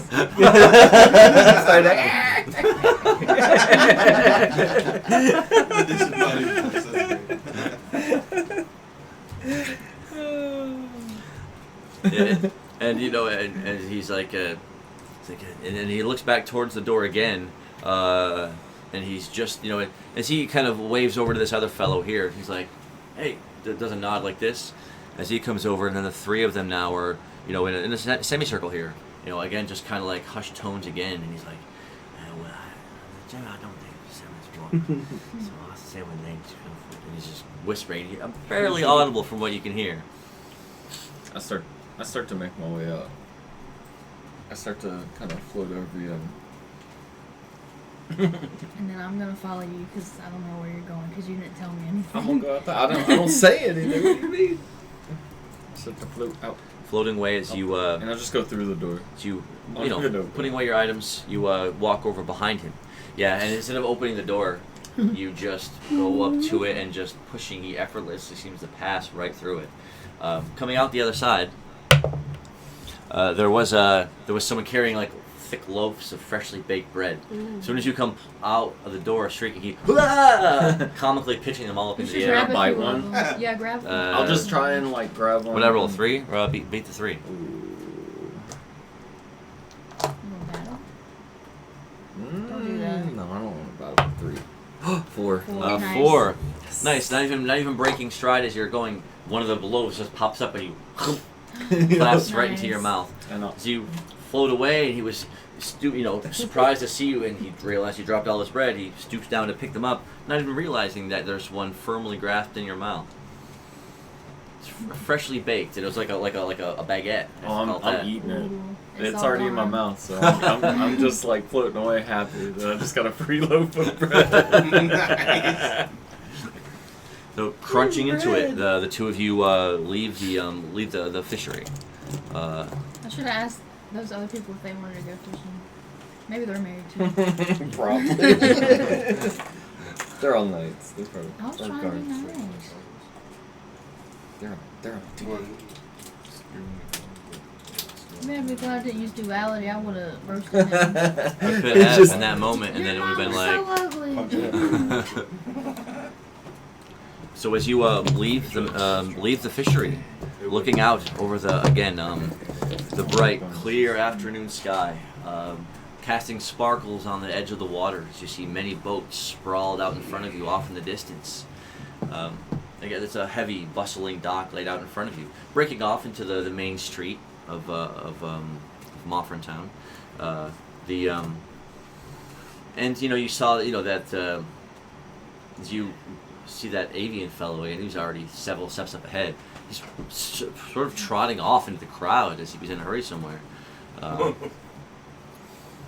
as and you stand there kind of deliberating which way you're going to go or what else you're going to do. Again, there was places in town that you could go to that would maybe try to offer you money for work, or you could go back to your inn or explore the docks, or Go fishing. or you could even go down the fishing. woods. Yeah, let's go fishing. Nice. So the two of you make your way through the heavy bits of people up to where the docks are. I mean, at this point of day, every single spot where a ship would be, there's a ship pulled in, and there's even some out there swirling off in the shoals, waiting for one to leave so it can pull in. Oh, wow. So it's busiest time. So ducking under some ropes people are carrying and stepping around someone. You walk past the first ship and then the second and then the third. There's not really room in between them to get up there because of how much is happening. So as you find yourselves pushing further and further down, you realize that it's like the very last set of ships, because the one at the end is a little smaller, causing a lot more space to be opened up there. But as you're walking up to the docks, that portion, you see that avian fellow you really just saw. He's there with you see a tall, green, cloaked, hooded figure with picturesque little beaded antlers and like stripes over his skin. You see a Khajiit fellow, a cat. Welcome back. He's got his thick, dark, a bit of a striped, funny-looking like a cape on over him, maybe made of animal skins. And he's got a rope laid out into the water between the ships, like he's already fishing. And then you see again. You've never seen a slime bounding around with people before, like intermingling with them and talking. And not only is that, but he's got a full set of armor over his chest and like a cape, and he's carrying around is that a lyre? It's a musical instrument. Everyone is kind of making their way to this point of the docks. And there's a couple of covered wagons here as well. Look like they're hitched and ready to go, with an assortment of people standing around that. This appears to be their crew. See, this is the dock, the edge of the docks. She'll do it this way. See, edge of the docks, and I want to look at the he had just run up, and there is Where you just looking? arrived. I'm going to face in his general direction. At the water's edge. It's in the water. Walking up to the water, and so it's over here. Nice. So you stride up on them again. There's a double-sided caravan here. I'll put that here with their NPCs all kind of standing around it. Let's see.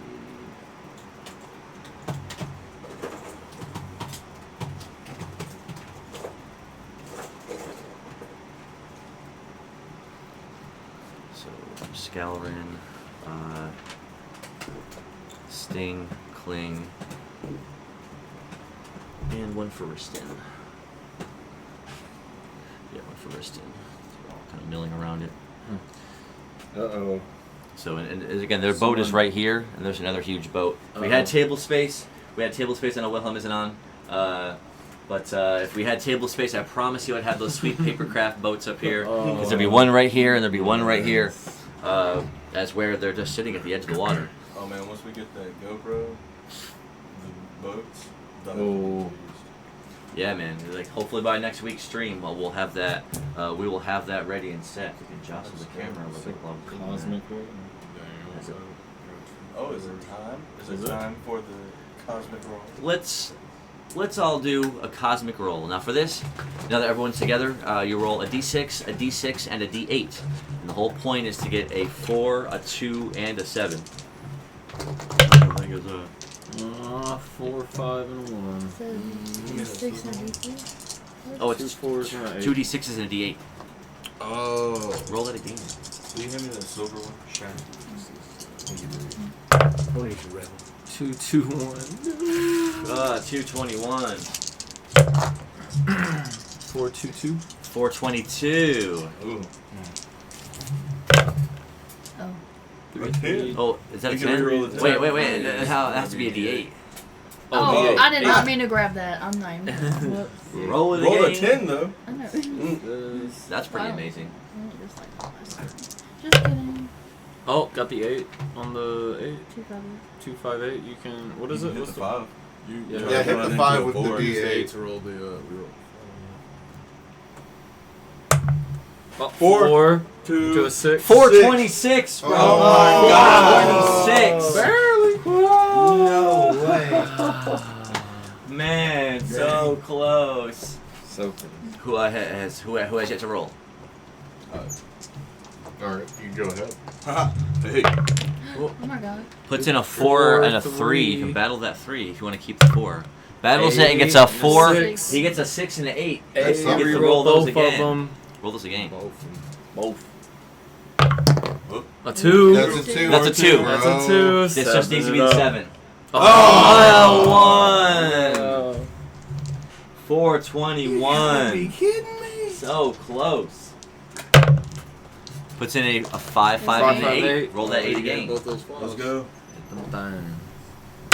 Oh. It's a 4. Oh, hold it left that table. Gotta put it back. Battles it and hits a 531. Man. That was close. Man. Has everyone rolled their cosmic roll? I gotta get my reroll. Oh, yeah, go ahead. Roll the wrong ones. 453. Good day.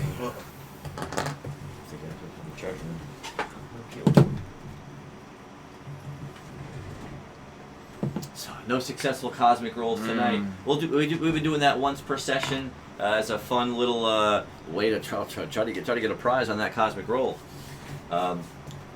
So now that we have everyone lined up at the docks, and you already had your fish trap in the water, upon Irving walking up, because as you're striding up some steps behind them, you're sort of just watching right now as this kind of playing out. Sting says to you, "Oh, Master Irving," he says, "Oh, what news do you bring from the fishery?" I bring news that I might be wanted. Maybe. He was talking to me very suspiciously, so I think I'm just gonna fish for a while down here. Kling says, the cover's blown. It's like, I promise you, they'll be coming for you. They'll be coming. What? Why are you so paranoid? He's just got that negative disposition. I got something to calm you down, buddy. Tell them we'll at the docks. Tell them we'll be fishing. Not literally, but I think it might make you feel better. I'm gonna donate We got the advantage over water. to the thing. I'm gonna grab Sting and Clean, and I'm gonna be like, "You guys are high-level shopkeepers, correct?" They both say yes at the same time. I'm gonna produce the Galata coupon out of my inventory, and I'm gonna give it to him and be like, "Do you know what this is and what it does? And if you do, it's for you to use for the conduit." Sting right away says, "Oh yes, I've heard of things like this. A symbol of a god. It's an inscribing of a deity made of magic and weft from nothing. It's like these are it's pure magic." Now use it at your leisure, but only for the convoy. For our carts. He says, "Oh, this will give us definitely a discount any time we visit any fishery." And what's next for us before I do this? Like, what do we think we're gonna do from here on out? Oh, well, we're probably going to leave this place. We're going to Just use like peace out. but we're going to use your guide thing to figure out where to go next. And then use the direction that it shows us to figure out where we sail to. I would like to use that real quick. Go ahead and roll it. So, Gifted, he has an enchantment laid upon him. At the end of the last battle board, they faced a horrific boss. The boss casts an enchantment on him where a certain amount of times a day, he uses it and a beam of light streaks out from his chest, pinpointed sight in a direction. 6. And the same thing happens again, letting a high-pitched whistle and a ski as it points straight out, coming you literally across the water, pointing almost straight, perfectly north. I've got a laser beam. As a blind. And you see this as well, and you're like, What the heck? Alright, so since we're gonna follow that, and I'm pretty well stocked up, I'm gonna give the convoy 3,000. wow, that will be enough. That will be enough to put it at the next level. Nice. Do you feel better about it now, Kling? Grumbling under his breath, he doesn't say anything in response. Yeah, that's what I thought. Oh. Hey.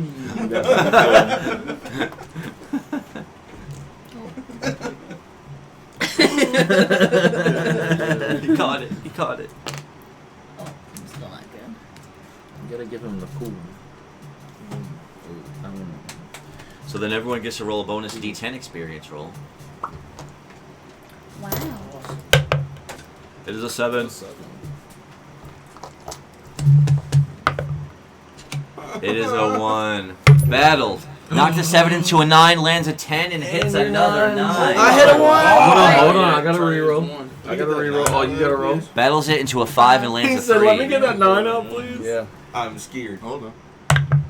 A 4. Okay. I'll take 4 it. and lands a 6, and you have and you roll and you roll a top number, right? So you get a reroll. Oh, thank you. So the 4, Mm-hmm. 3, Oh. 5. Oh my god! You should have just left it alone. My bad, my bad. Don't be sorry, be careful. This is here. Who's this one? This is mine. Yes. My B, my B. Thank you. This one's yours. Yeah.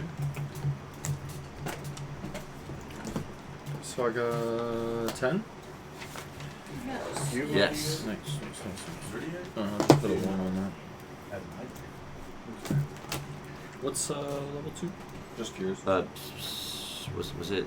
Was it 75 for this one too, wasn't it? Was it 75 in this game? Or was it lower than Yeah. that? Was it 75? Yeah, it was 75. 75. Pretty sure. Okay.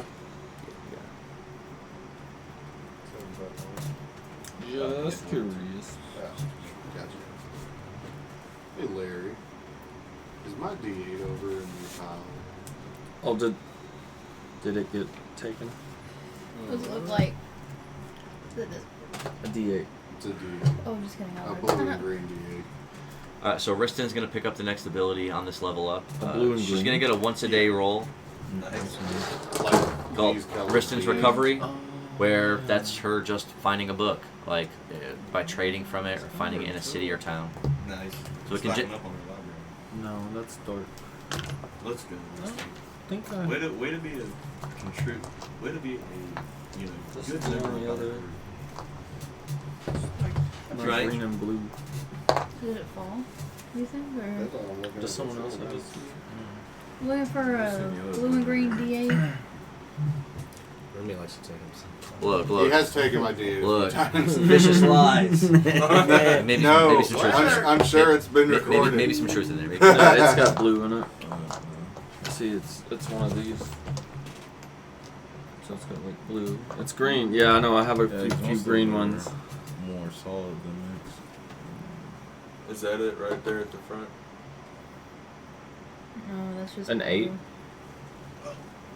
I'm tripping. This 8. Yeah, that's blue. I'm stupid. Sorry you have to witness this, the folks at home. See, we have this one, So this free. one. Is it underneath his and- phone right there? There's a dice right there. Wow. Ah, you accusing us of thieving! No one can get Ah, ready to that's Ryan. Why you always like, I don't got it.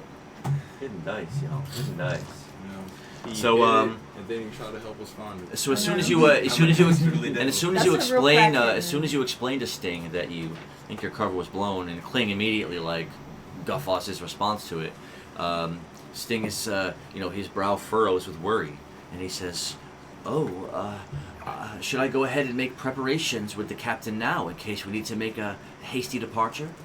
I'd advise him.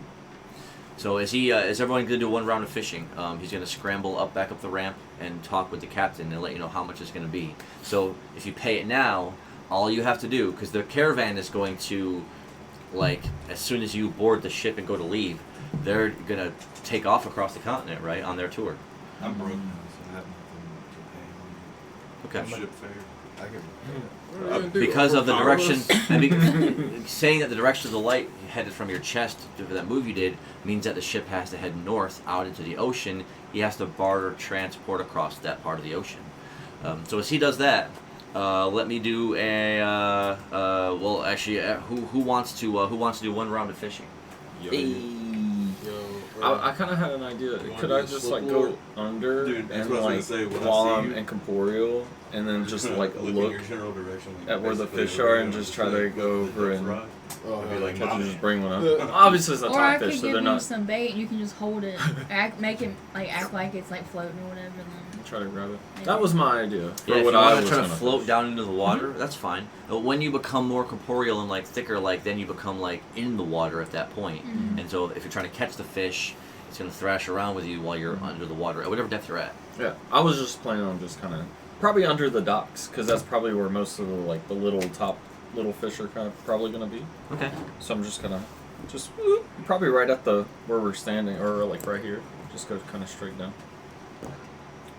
Nice. You're at the edge of the water. We're really at the edge of the water. All right, nice. Are you going to fish?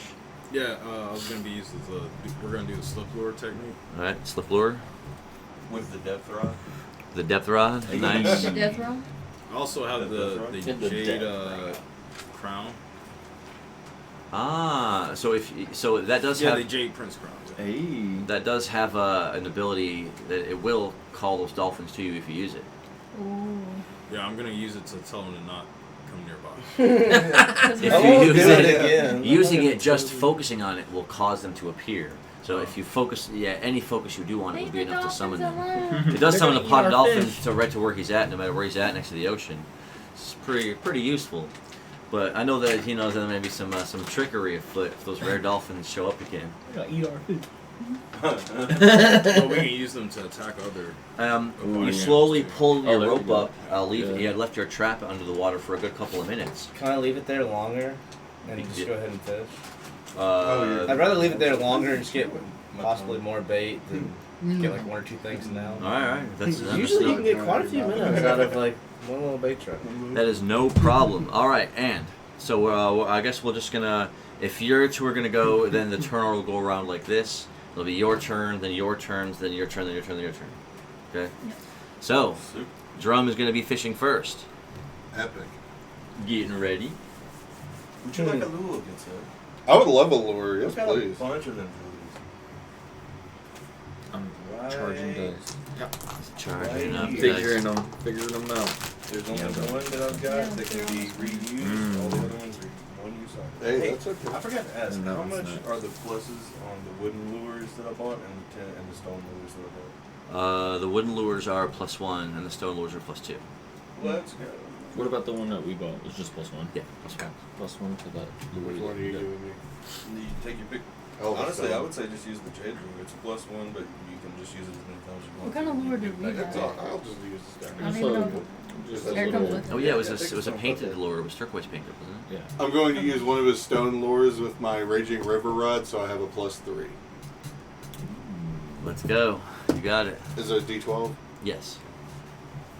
D12 +3 for the size of the fish. That is a 12. Let's go. Let's do it again. Let's go. That is a 15. Dirty 15. And a 6. That's Plus 15 3, on a 9. Might be 12, though, Jesus.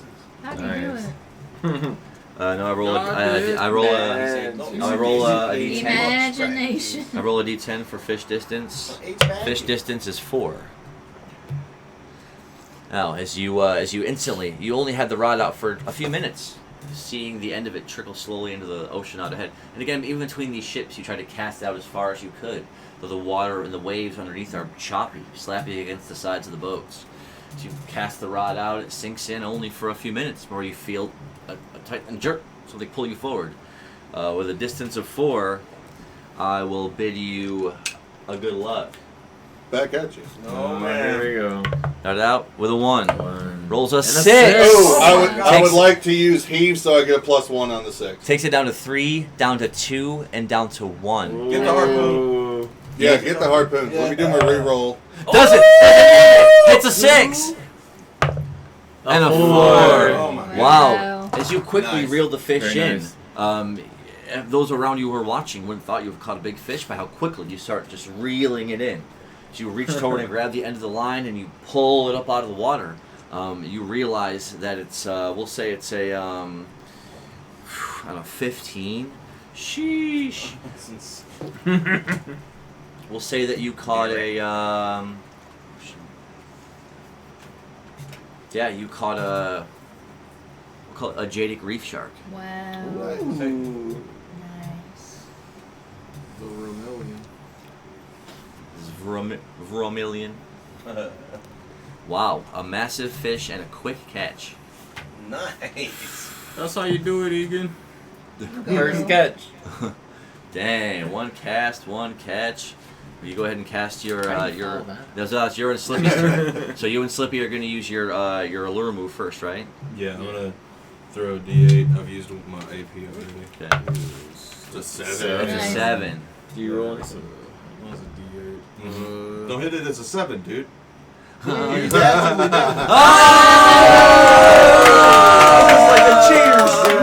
Landed on it and matched the 7. What a move! Kissed them to Wow. Easy. And then So as you get ready to Saw it coming. as you tie the line around you, you've done this many times before.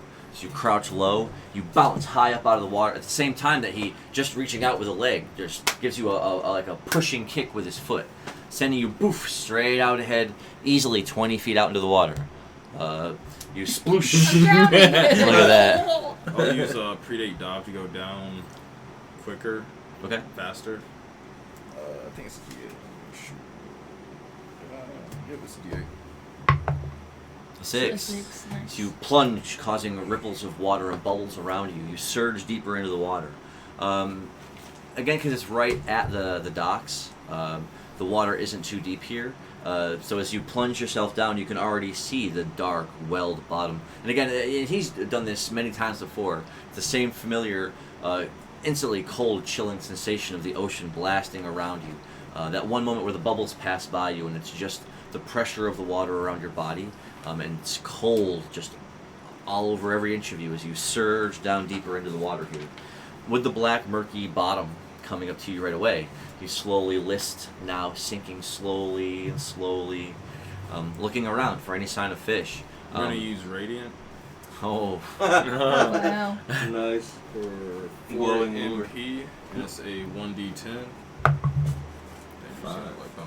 The 5. So, Radiant is a spell where his body lights up with a glow. As soon as he uses it, everyone who's looking in the water can see down there now a white little blur of light growing brighter and brighter. As now you can see easily 10 feet around you as your feet slowly get closer and closer to the sandy bottom of the dockside here. And you can see an anchor sticking out of the water and what looks like broken pieces of wood long since rotted. Where your feet are slowly moving around, it's causing the silt to kind of come up in little puffy, watery clouds all around you as you're spinning and looking. Certainly enough, as you were turned this way, all of a sudden something clamps onto the back of your head from behind. Oh no. Turning and spinning, it's a massive snapping turtle. Ah. Massive. Just how big it is, because you did the cast, I'll let you roll the depth with your D20. Oh. I don't have a D20. Wait, use the depth rod. Oh, D20. Oh, Huh? Borrow. Thank you. Ooh. Is that the wait? That's the No, dragon. no. This is the D20. That is a 3. Oh. Do we have? Wait, that's a Is death. that That's real? not the size of it. Yeah, the depth rod is for the size of the fish. You roll Oh, D20 right. for fish size. Could have been an 18. It snaps in the back, and you turn. You see that it's about this big around, and it's nipping like at the back of your head once, twice, and again. Because it snuck up on you totally, you take 1 damage. But you feel the line instantly pull forward as if Slippy's weight got added on by something heavy. Nice. So let me roll this. So let me roll. Bite back. Nice. Let me roll distance. Oh, distance 6. Fantastic. Distance 6. Yeah, for your action, go ahead and use bite. At the same time that we're gonna roll to see, try to reel it in for the Oh yeah, turn. I'm just gonna do regular bite. Yeah, it's just D6. I got a 1. And a 4. As you reel the line in, you feel yourself slowly getting tugged along in the water. You reach around and you try to bite on the side of its, head sticking out of its shell. And it thrashes around and you get your mouth over it for a second. Because you're underwater, though. It's not like your teeth can really sink in unless you had a... Oh, I do have a different style of move. You won on that, so it draws this distance closer to 5. Predate Fangs. Predate Fangs. 4 times a day, 1d8. At the same time that we roll our moves. I got a 5. I feel like that's going to get hit. Oh, it's a 3. Oh, You can Battled them both. Oh, Knocked my that's 4 a into a 4 to tie. Distance doesn't go anywhere. And with a 4, as your fangs again lunged out towards it, again sharper as they curve out of the bottom and tops of your mouth. Snap into the water, it floats almost straight up.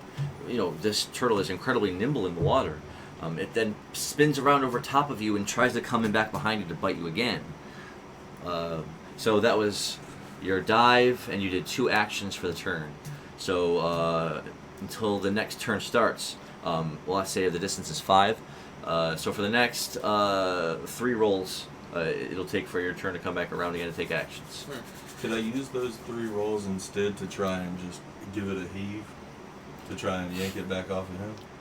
Granted, I wouldn't know that that's going on. In the middle of the fishing, yeah, you're not aware what's happening out there. You would just be trying to reel it in. It's a 4. In the corner. 4 in the corner. Sticks the 4 in the corner, y'all. Dang it, man. Oh no. that was just the practice. See it very well. Hits a 1. Draws distance back out to 6. Subset number 2. Let's roll the game. I hit a 3. 3. Hits a 3 to tie. Let's roll it again. A 2. And a 2 to tie it What is up with our again. fishing rolls? This happens all the time. Hits a 6 in the corner. I missed it. Missed it. Lands the 4. That takes the distance out to 7. And this is the last one of the subset here before he gets actions. A 1. Ah! Damn. Now's the time. Now's the time. Tied the 1. As you felt the line tug for a moment, it's just you there as you're floating. Your air is starting to get a little stale in your lungs as you're still. You got drug up 5 or 6 feet, so you're somewhat in the middle of the depth. As you're slowly listing in that direction back towards shore. The turtle again is like right around the top of your head, trying to snap in. I'm just gonna keep holding on to it, and let's see. I like to use Predate Singe to just grab onto it and try to burn it. Oh my god. D8. I'm gonna burn it underwater. Well, that is a 1 on a 4. And roll the fishing roll. A 2. So it does draw further out away. And as you reach, you grab under its shell and the side of its head with your hands, you well up the singe magic. Although it is just bubbles and steam somewhat as it just pushes away from your hands.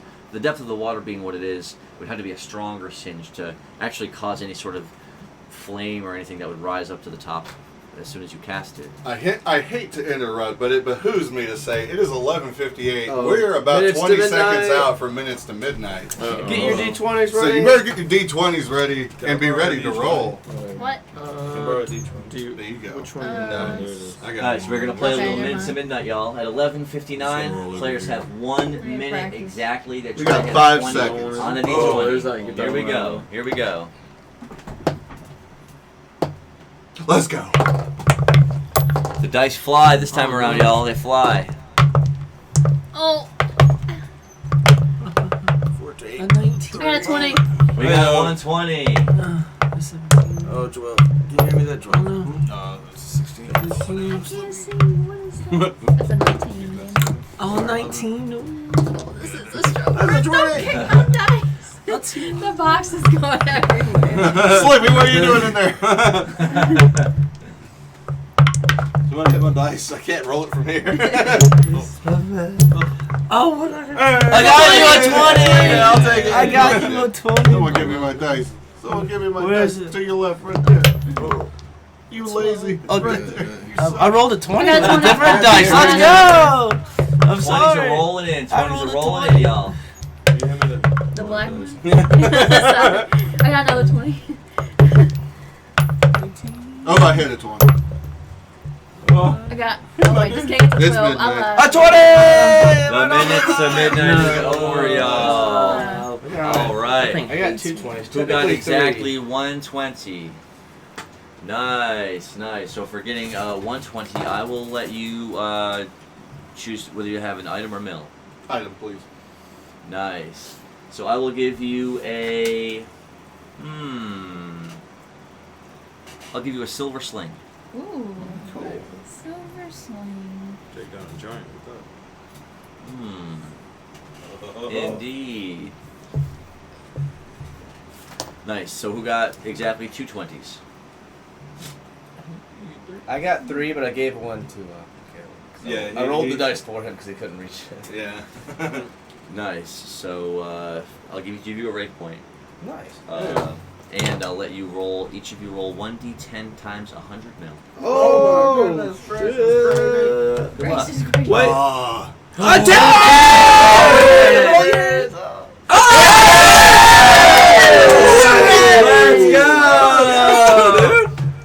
And a 9. Is that a 6 or You need a 10 or it That's doesn't a really do 9. anything, right? Yeah, I think that. Yeah, it's a 9. Yeah, for this, The it's got to six be. is- Thank you. Just Yeah. battle it then Yeah, anyway. okay. It's our bonus. Might as well. Oh, A whoops. 3. Oh, just practice. Battles it into an 8 with the 3. Wow. Each of you get Nice. 1,000 mil. Wow. That's epic rolling. Wow. Crazy. That was nice. Easy. So who exactly got 3 20s? So you get 1 rave point, Okay. and you get 1d12 times 100 mil. Ooh. And you get an item. I will give you, I'll give you a toolbox. Oh! Hell yeah, that's what I needed, bro. Toolbox. Oh, roll your d12. I don't- 12. I don't mean to do this again, but do you see a 20 that looks like this? The one you were using for minutes to Yeah. midnight? Well, no, that's Oh, Remy's the black actually. one. Oh, well. Oops. Yeah, that's actually Remy's 20. That Limited AD. If you don't see it right off, we can look for it later. Don't worry about it. It's a 6 and a 2. That is a 3. Oof. Oh, 300 mil, the rave bill, the rave point, and the item. Yeah, then the toolbox is just a somewhat rusted iron toolbox with like a hammer and a wrench and like a screwdriver and it's basic Isn't tools. that But I'll we- buy that toolbox. Oh, which one? What? Oh, What? Yeah. No, I need it. I have so many tools. I have pliers, hammers. it looks like these. looking Well, for I a need toolbox. tools for my toolbox. I guess I'll go buy some. That's right. Nice, nice. Check our So, console. so yeah, they were in the middle of fishing, and so it is your action again as we do another cast to see if you can try to catch this fish. I'll just use predate dart to try to dart upwards. Okay. Nice. Foreboding. Oh. Battle it into Dang. a 2. Nice. That's a That's 2 6 away, down to a anyways. 7, down to a 6, because you won his roll. That brings down to a 5, and your attack lands. Oh, sorry. As Yeah, you that was my dash. dove straight up and out, going up this Do way. not see it. Again, with it snapping and snarling around your head, it's kind of going up there with you as you push straight up out towards the water. So that did draw it down to a 5. And again, the water, the air, your lungs are starting to kind of close up a little bit as you're trying more and more to get higher up to the top of the water. So it is your action again. I'll use predate dart again. Okay. Go ahead and roll for the catch. All right, it's a 5. I rolled a 5. Battle it into a 3 and 1 with a 4. I don't know. Here again. No, I did it again. Battled it into a 2. I didn't mean to. Oh, and landed a 1. Unreal. What's going on? The battler. I lose my You're mind. cut So off. with the turtle, nipping into your arm painfully for a second, you take another damage. But as the line is now dragging you along, and you again use your move to try to push yourself up towards the water, you see the sun up overhead and the ships now coming into view. Again, you're still radiating that bright white light, so you've been just reeling up, and the light's been growing brighter and brighter and brighter as it's been drawing closer and closer to you. But now your air is all but expended, and that was, did you do an attack in two dives? 2 dives, yeah. Yeah, so your turn is expended. As the final bit of bubbles push out of your mouth like this, you instinctively, your lungs try to take a breath in, and it's straight water. I focus on the jade crown to try to summon the dolphins to help me. Nice. Nice. I told you not to shoot. So as soon as you use it, the light on the gem glows just a little bit, and coming up from out of the distance, the depths, are 1 and then 2 of the same dolphins. They come bobbing one way towards you, and as one rises up under the back of your body, streaking you to the surface. The other one, was trying to distract the turtle as it was kind of right around your body, snipping and biting away. It hits him hard on the shell, causing it to kind of spin out and swim down and around. But as you break the waves of the water, salt water rushing out of your mouth, cough and gag, take 1 more damage. Only 1 suffocation damage. But now, whoever else was watching, Slippy breaks the surface of the water, still light just radiating off of his body. And as you slowly start to reel him in along the surface of the water, sure enough, that turtle splashes up out of the water again, trying to land a bite on you. Let's go ahead and roll. We do 3 in a row, because your 3 on a 1 brings down to a 5. A 6. Oh no. I like to attempt a predate Down kick to 2 lands a 4. 2 and a 4. Yeah, nice. Hold on, because your turn was over, there's a couple here where a 2. And a 6, that's down to 3 and down to 2, and roll it again. Ooh, nice. So as you open your eyes and slowly come to, you feel yourself being dragged along in the water. This turtle is right over the top of your shoulder, its face, its rotten breath just spraying all over the side of your eyes while it's reaching forward with a big, mouthy, gaping, trying to just take a big bite out of the side of your face. I'm gonna try to use the crown again to tell the dolphins to boot me up in the air, so then I can attempt to signal to Irving that we should practice that spinning dream kick. And I'm gonna attempt to predate kick it towards Irving. So you want to boost yourself and the turtle up in the air? For that you may have to roll a d8.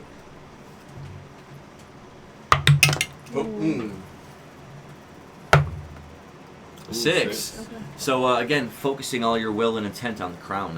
The gem glows a faded green as suddenly up under the water, getting closer and closer. Not only do you get bumped sort of painfully, but the turtle gets bumped up at the same time as well. The water splashes out and away from both of you as you both come tumbling out of the water. Now you're somewhat heavy, so that bump was still enough to knock you out of the water about 3 or 4 feet. You also take one bludgeoning damage. As you spin slowly in the air, water drops pouring off you. The turtle blasts up over above you, so you'd almost have to spin backwards and kick it that way. Roll for the kick. 3. A 5. You wanna battle that 5? Yes. Do I do it this way or this way? I'm gonna do it this way. 3. Yeah. Oh, terrible! Missed and landed the 4. You bring your foot on and actually do kick it, but instead of kicking it back and straight away, you kick it again. It's spinning like this, like a coin, high up in the air, as you slowly drop back down and splash into the water. And so everyone else watching, that turtle is now like flipping like this up into the air. We respect wildlife. I'm calling Peter. They have no ballet. But as it splashes back into the water right next to you, you reach out and you cut a into grapple, so that way you can continue to pull him in. It's like a chokehold. A 6. Oh my god! Battle it to a 5, but could not succeed. The 6 is walking. Nice. The 5 on the 3 brings it down to 1. The distance is now down to 1. Heavy harpoon? Heavy harpoon. 5. Misses with a 5. Need to be a Regular get the harpoon skill. Need to be a 4. But upgraded so I can roll it. Oh, twice. yeah. Nice. That's it. That's it. Roll it again. So, hurling the harpoon at it, you skewer it, right? And as you slowly lap back towards the water, you draw the line in, and sure enough, it's what's called a we'll call it a jade snap turtle. Nice. Hell yeah. Are we gonna split it down the middle? That's your turtle. Yay! You can have that one. His name is If I Bobby. take it, I'll try to surf the waves with it. Billy Bob. Him and Benny get along. Nice. And what a hard fought catch too. For doing the team move, I'll give each of you a 1d6 experience roll. Shoot, what you got? And I'm sorry, it was a jade mouth. A jade snap turtle. Jade snap. Thank you. Yes. Very good.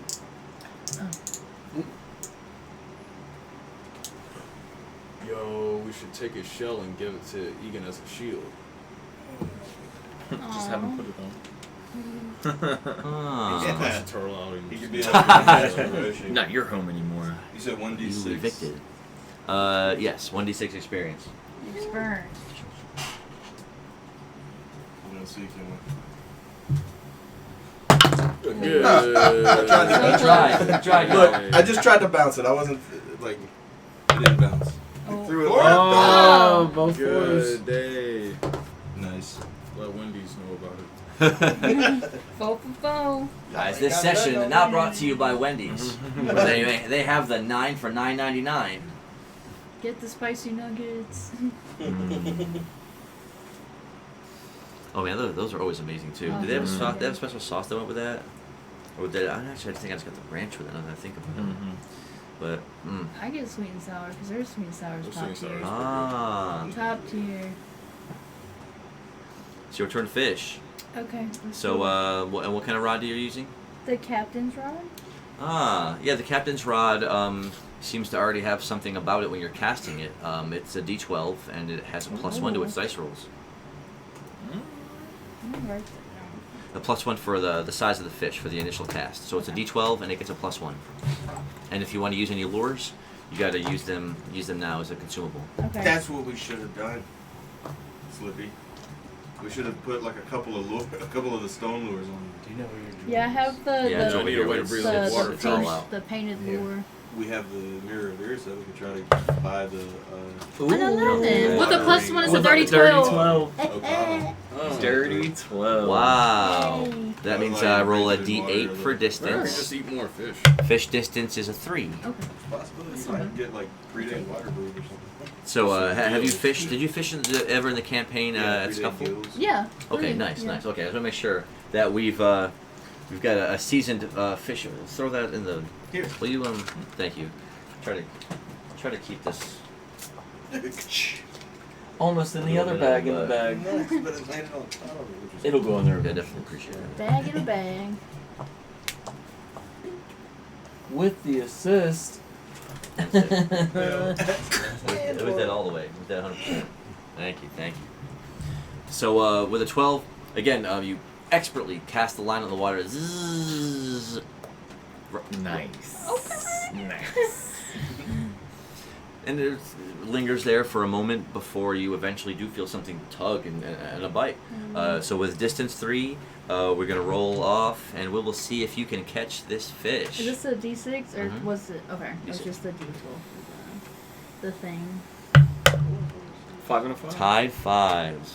A 1 on a 6. It goes up to distance goes out to 4. Let's roll it again. I have to change dice. Tied 5s. 1100. Nice. That has 1 to take it down to distance down to 3. 4 and a 1 that takes the distance down to 2.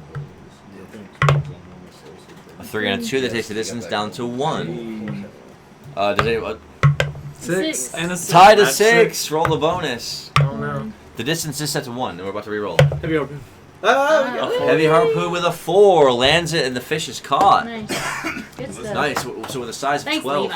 I got you. So with a size of 12, you pull up what seems to be like a dark black, almost like an octopus of some kind. Ooh, cool. It's a midnight octopus. Midnight Ooh. octopus. I've got a midnight watch. Does it react? Only during minutes to midnight. We're I going- can't. How does that watch work, by the way? I don't know. I just have it on. I haven't tried to use it yet. Oh, maybe something you'll have to bring up before we do Minutes to Midnight. Advantage. Next time. Advantage on Next Minutes to time. Midnight. You get to roll 2 d20s and stuff. Ooh, he has in his other character he has an extra minute, but he upgraded the skill, so he has 2 Yeah, Rue minutes. has that. Oh well. I'll give you 120 for the octopus. What is it called? The 150 for the octopus you got? That she just caught? Oh, it was about with 150 a size of 12. It was about a 8-foot long squid. Whoa. Oh wow. Its body about 3 or 4 feet, and the long he's talking dark about buying it tentacles. from you. Oh, So that's more like 300-400. They don't know that. Yeah. I mean, just bartering with you. That's true. as you reel the giant black squid up slowly up out of the water, that slime fellow, shaking the water off of his cape and his armor, notices you catching it right away, bounding over to you. He offers to buy it. 200. It's a pretty good deal. 195. Oh.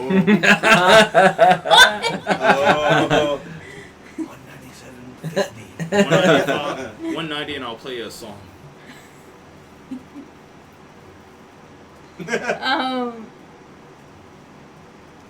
Nah. Thanks anyway. Oh. Well, I'm gonna go to a shop and they'll be like, yeah, we'll give you 50. No. Alright. You drive a hard bargain. 199. 199. No. 199 and 99. 199, 99, 99, 99. No, no, no, 199, no. 99. She seems like she's a human, and someone that had just been fishing here on the docks next to you. It was an impressive-looking squid, but she seemed hesitant to sell it. I'll give you 210 if you don't watch me eat it. I'm not letting you eat my squid. You were offering to sell it for 200. But you're gonna eat it. What are you gonna 210 and you won't have to know about it. I was gonna see if I could do something cool with it. I think it's dead once it goes in your inventory. That's a rule change I had to make, unless you're keeping something in a separate container as a pet. If you just put it in your inventory, it just becomes a consumable item or an animal that's just not living. Or you My could little I had to do that so immediately people could release it kidnap and other experience people and it. put them in their bags. So I you had to fish make a that lot, rule you change, just- George. you get them I had to make that babies, rule change. Then you can release them immediately. People are for savage. experience. Benny Craig, has he just been with me this whole time?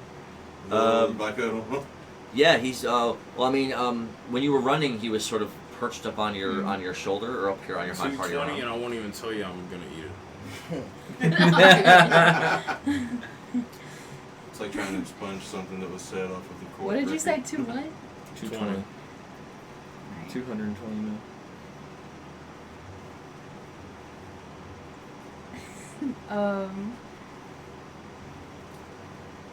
No. She just You don't wants want to you get Tis to it not out. for fun. sale. Tis not for Her sale. name is Patricia. Scoop up some salt water and put her in a bag. Patricia. What a catch! What a catch! And as you're sort of talking with her about the fish, you do notice that sort of appearing next to her is what looks like some kind of a magical creature, purple, dark, with swirls of energy coming off of it, with big red eyes and a jagged-looking smile. Did she summon it just now? It just seemed to come in out of nowhere. And it's sort of laughing as you're trying to make the deal in between the two of you. Like, just snickering to himself. No, he's my fork cloud like on chowder. Yeah, I just come up. I'm just gonna mold myself to look like it. Nice. Roll for mold. Oh wow.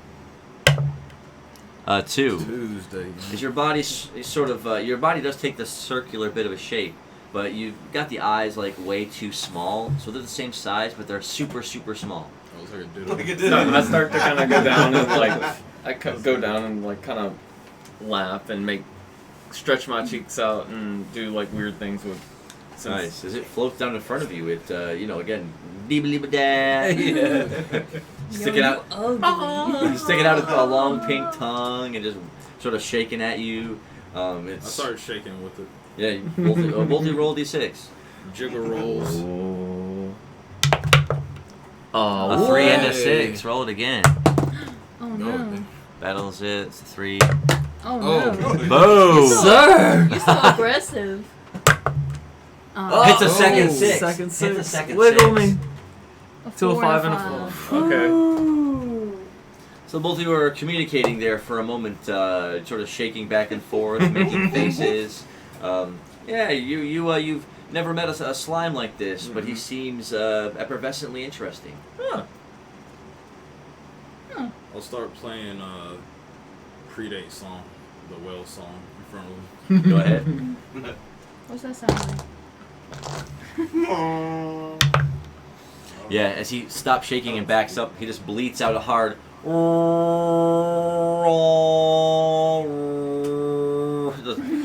echoing out between the boats and over the water. What the heck? I do my best to mimic the sound. What did you roll on that? Oh, fuck.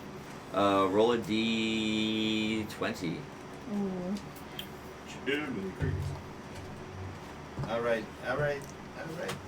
You can hit it. I mean, you'll have to match his number, so I don't know if it lands a 10.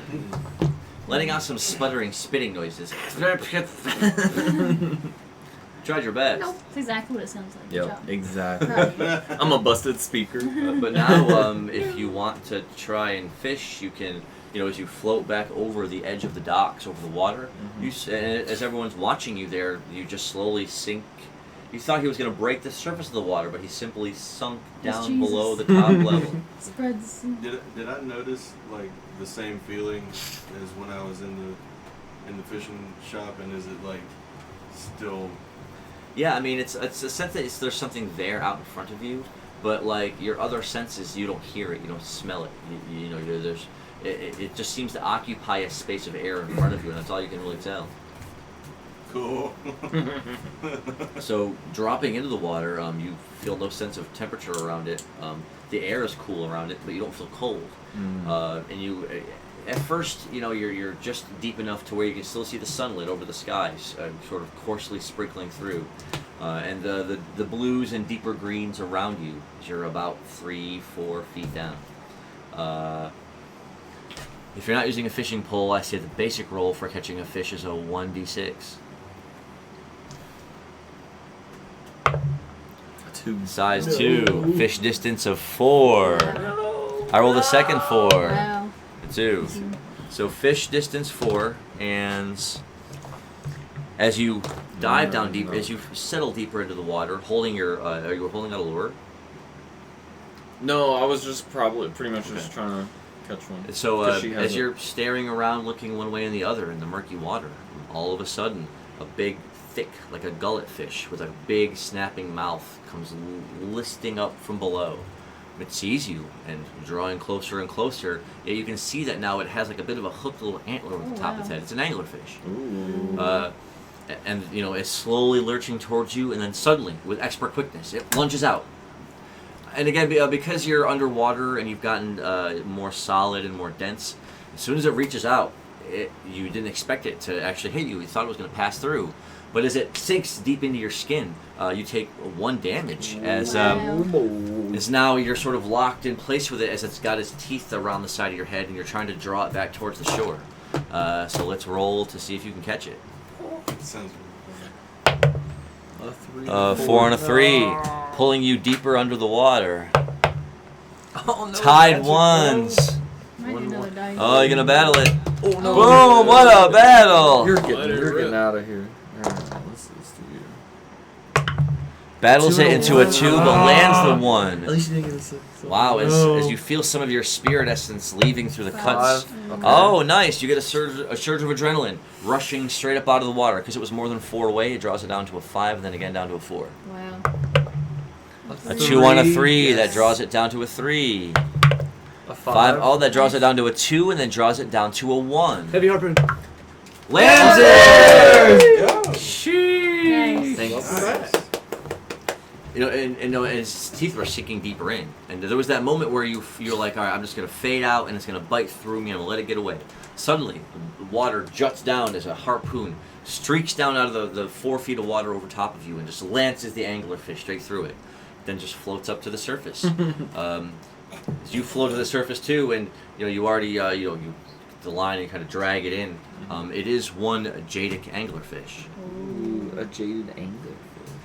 Because it's the jadic coast, there's something about the bottom of the ocean out here that causes a lot of fish to have a green pigment or green elements to them.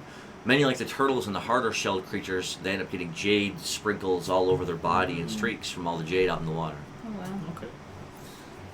Nice. So there's one more fish to catch. Can I ask Drum if I can use that fancy fishing rod of his? Yeah, go for it. Awesome. But before that, this will be the last chance you get to pull that trap out of the water. I can't pull it out after I'm done fishing? No, because it's going to be the last round of fishing. Alright, I'll pull it out then. Hey, wait, do you want to use my depth rod and use like? So slowly heaving the cage. It's heavy. Sure, he can give you It's some heavy of with that, something. thing. Water and grass and sand dripping from it as you pull it ashore. Opening it up, sure enough, there's what looks like a jadic oyster nestled inside. Ooh. Jadic oyster? Yeah, you know what that means it could have, right? A pearl? A jaded, a green pearl. An emerald. Mm. But there was were there any little minnows or little tiny? It was all just because it was settling for so long out in the bottom of the shoals. It had mostly sand and dirt in it. That's okay. Give me make Alright, I guess I'll. You said you can give me a better fishing rod than. Yeah, I got the depth rod. It rolls a D20, and then I can give you a stone lure, which is a +2. Dude, let me do it. Mhm. So I roll a d20 first? Yes, for the distance. Plus, are you using a lure? Yeah, the stone lure. So it's 1d20 plus 2. Good luck. Good luck. Hits a 20!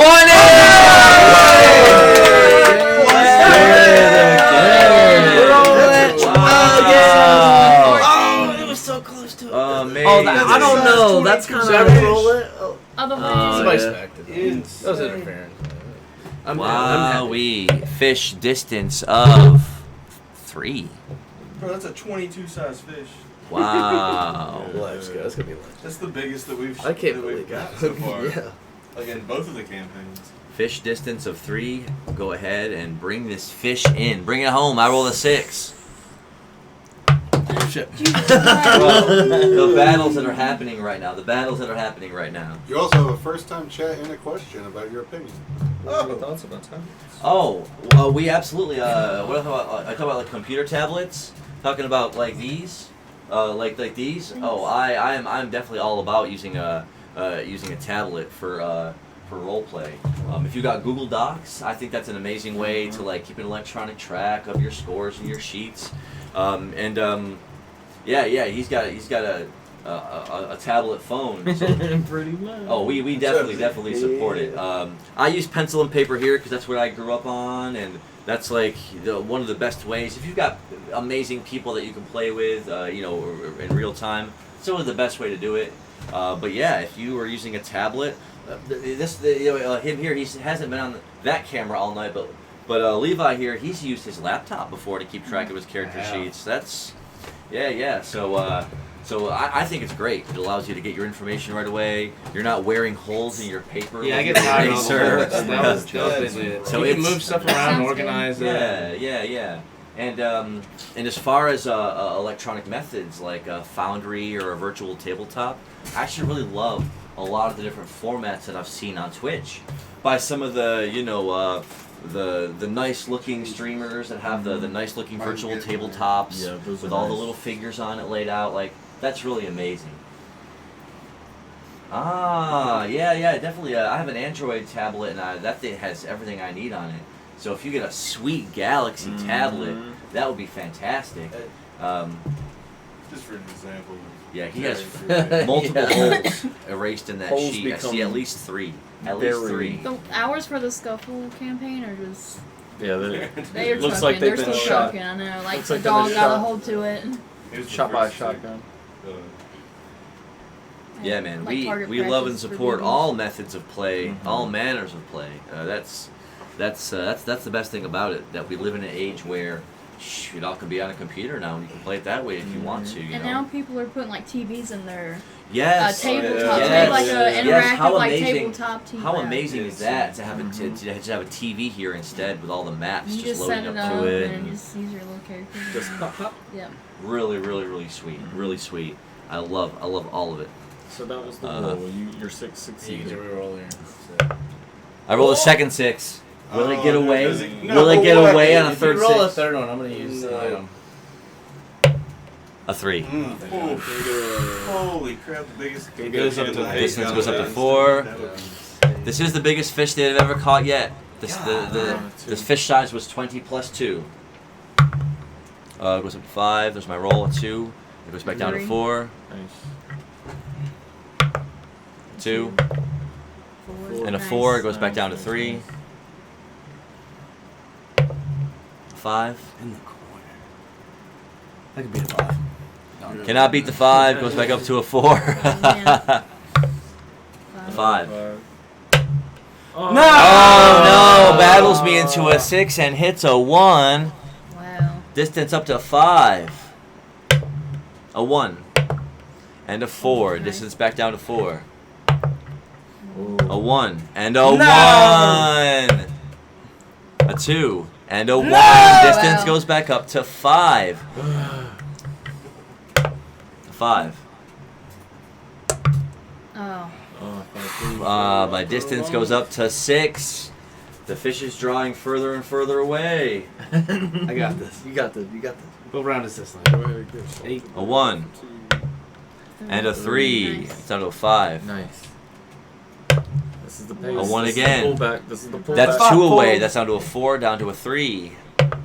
A 6. Ooh, can't have that. Oh. Misses it. Goes back up to 4. Another 6. I hit a second If 6. you hit third 6, I'm gonna use an item. Cancel it. A 1. Go for it. Well, by nature, this fish this big was not going to be an easy catch. It So it is shows. putting up a struggle. It hit a 2 and a 4 to take it down to 2. Alright. All right. 4. And a 2, it goes back up to 3. This is rough. Is it round 10? A 6. Is it round 10? Ah, this fish does not fatigue at 10 turns. Oh, dang. A 4. Goes back up to 4. A 2. A 3 to take the distance back down to 3. A vicious struggle to catch this fish, y'all. A 3. And a 4 to take it back down to 2. You got it. Here goes. Here goes. A 3. The pull. And Nice. Take it back. It's down Do it to again. 1. Roll the I'll reroll my bonus. 6. Not a bonus. Now roll for your Heavy heavy harpoon. harpoon. Misses the heavy harpoon. Yeah. Oh, Yeah, Irving is a he's an avian. He's a bird fellow. Yeah, Birdman. 1. Roll it again. Ugh. 4. Nice. Roll Got it the again. 4. Nice. Catches the One. fish. Incredible. What a catch. Nice. It's Last just, fish of the day. turns out it's just Galana. No, it is a That'd be awesome. It is a Alright. it is a Jadic orca. Ooh, Nice. wow. Oh, nice. That's a big. Another Okay, whale. You're about to You're say gonna put that in dolphin. your pocket? Hey, you're gonna get more whale meat. Yeah, dude. And this time I it's can. Jadic whale meat. I don't know. I might want to trade that into Giada for this channel. Well. I'm sorry. Oh no, it's in the chat saying they have the perfect dwarven beard if you want to play a dwarf character. Yeah, I commented back on it. I do have a character in the works, like on the back burner in case of, tragedy striking with Hey, Irving. hey, should the worst befall? I'm not saying that will happen, but Gotta have one on the back burner. always cool to have a second character made up just in case. I mean, if nothing else. So is this massive, huge, 10-foot long, wide around as a tree trunk. Now it is black in many of the sections, but where an orc would normally be white, this one is a dark green instead. Oh, wow. It splashes up onto the dock, and causing some people that were standing around you, and some of the fishermen, and some of the dock hands, everyone to stop and go, oh. You caught a shiny. Yo. So yeah, causing a stir amongst the people sitting on the docks themselves. And now that everyone has caught a fish, I think this is a perfect time to close it up here. For everyone who's watching or who joined in late, thank you for sticking around late. Watching everyone do some fishing. A game like this, it is as open world as it gets. Although with their suspicions that their cover had been blown, they'd actually been going around the city in secret. With their suspicion that their cover is blown, Sting comes back down the ramp and is coming around and seeing this massive orca on the docks. He goes, "Oh dear," but then says the distance across the ocean, the captain said, was 2 days of sailing, and he said that it will cost for you to accompany us, or for you to accompany the ship. It will cost about 100 mil coins apiece. That's 600 mil. Yes. I'll pay for 3. I'll pay for 3. Mil for the. Yeah, so that's Yeah, 600 I'll pay for the mil. other half. Oh, nice. That is thanks. 600 Can I attempt to mil. haggle first? I was gonna steal What it. do you mean? With that? I was just gonna go. I'm gonna roll it. Oh, you haven't played since your original group disbanded? Mm. Saying with all the digital online options, Yeah, it there's didn't lots of work. ways. Whatever. I know lots of people in my Facebook groups that I Roll 20. frequent, just like looking for a group. They put the name of their town and they see who's playing. Oh wow. So yeah, hopefully you find some people to play. This is one of the greatest games ever made. D&D is transcended. It's so fun. One of my favorite games of all time. So always try to play. And if you are any people that can play, then see if anybody wants to learn how to play. I'm doing another. I set up the session for Marvel Freaks to be the 23rd. Yeah, We're gonna be we done. saw that. Yeah. So yeah, Marvel Freaks. Definitely appreciate you guys, and give a big shout out for letting us do another session there on the 23rd. Yeah. And so always be on the lookout for groups, and if people want to learn how to play, I think that's the best too, because everyone can kind of build up and learn the game together and experience the joy that is Dungeons and Dragons, y'all.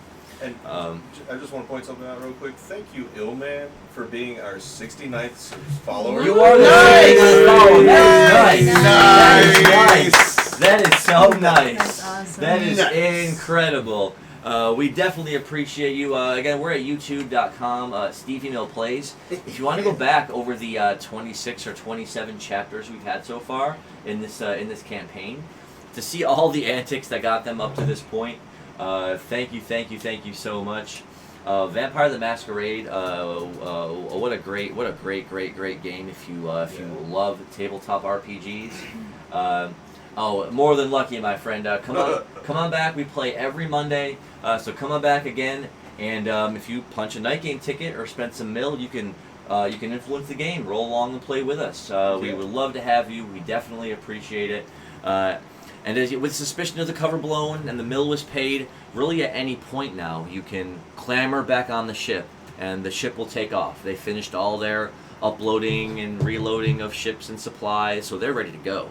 And upon payment of the mill, you can really board that ship at any time, and the captain will issue an order, and the ship will take off. Oh, wow.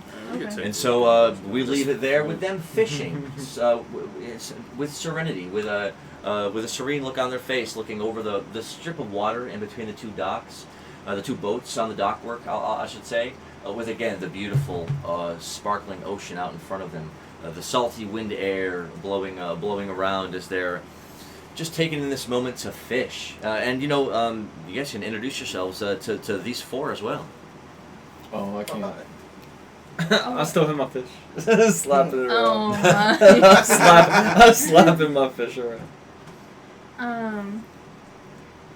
My name is Peaches. Hmm? Peaches. Nice to meet Yeah, you. Peaches. Welcome back. I'm a human technomancer. I have 2 personalities, literally. And Oh, you could always I'll- introduce that one. oh god, I You could always. That's a detail. I could try. Just real Go quick. ahead. It's an introduction. Say. You introduce yourself as your name is Peaches. Then there's something called the Technomancer, which I'm not sure if some characters had even heard of. A 9. Mine. Suddenly then, as you blink and your head just jerks ever so slightly, her hair, incredibly in front of all of you, begins to instantaneously blend and change colors to a bright blondish hue. Her eyes then open up in narrow slants, and she's like, "And don't you all forget it." She's like, "You know why they call me Peaches? Because I will beat the peaches off of anyone that tries to cross me." And I mean it. Nice. And then, as quickly as it happened, your hair suddenly darkens back again to a deep, like a purplish black, and you just sort of brush it back, and you're like, "Yeah, like I was saying, I have two personalities, It's nice to meet I'm both still of you. nice though. Nice. Introduce yourself, sir. I am Shadow, the Pokemon. I'm A ghastly. a little floating amongst ghastly, a them. little ghastly Pokemon floating around. Obviously, I like mischief. I like getting into the bad things and having a little fun. You like eating. Nice. So they mentioned to you that you did buy tickets to go with them. So they're going across the ocean to the continent of Paranor, to which it's supposed to lead them. And they explained that they've actually been on a bit of a long journey spanning across this continent and the massive island on the other side of the ocean, on the eastern side of the world, really. They've been traveling as the Scions of Shimmerset. They revealed that they've got some ancient information about long past civilizations and the great 5 heroes of age that were the original 5 that sort of saved the world back when there was a cataclysm eons and eons ago. It seems that some of the magic from that time has started to spiral back up again in a welling up of magic that they call the World Spell, an enchantment placed upon the very planet thousands of years ago to ward itself against some ominous danger. But since then, that World Spell has seemingly, they're trying to get more information about it by crossing the ocean. There's a descendant of one of those great 5 heroes nestled up in a mountain little village somewhere.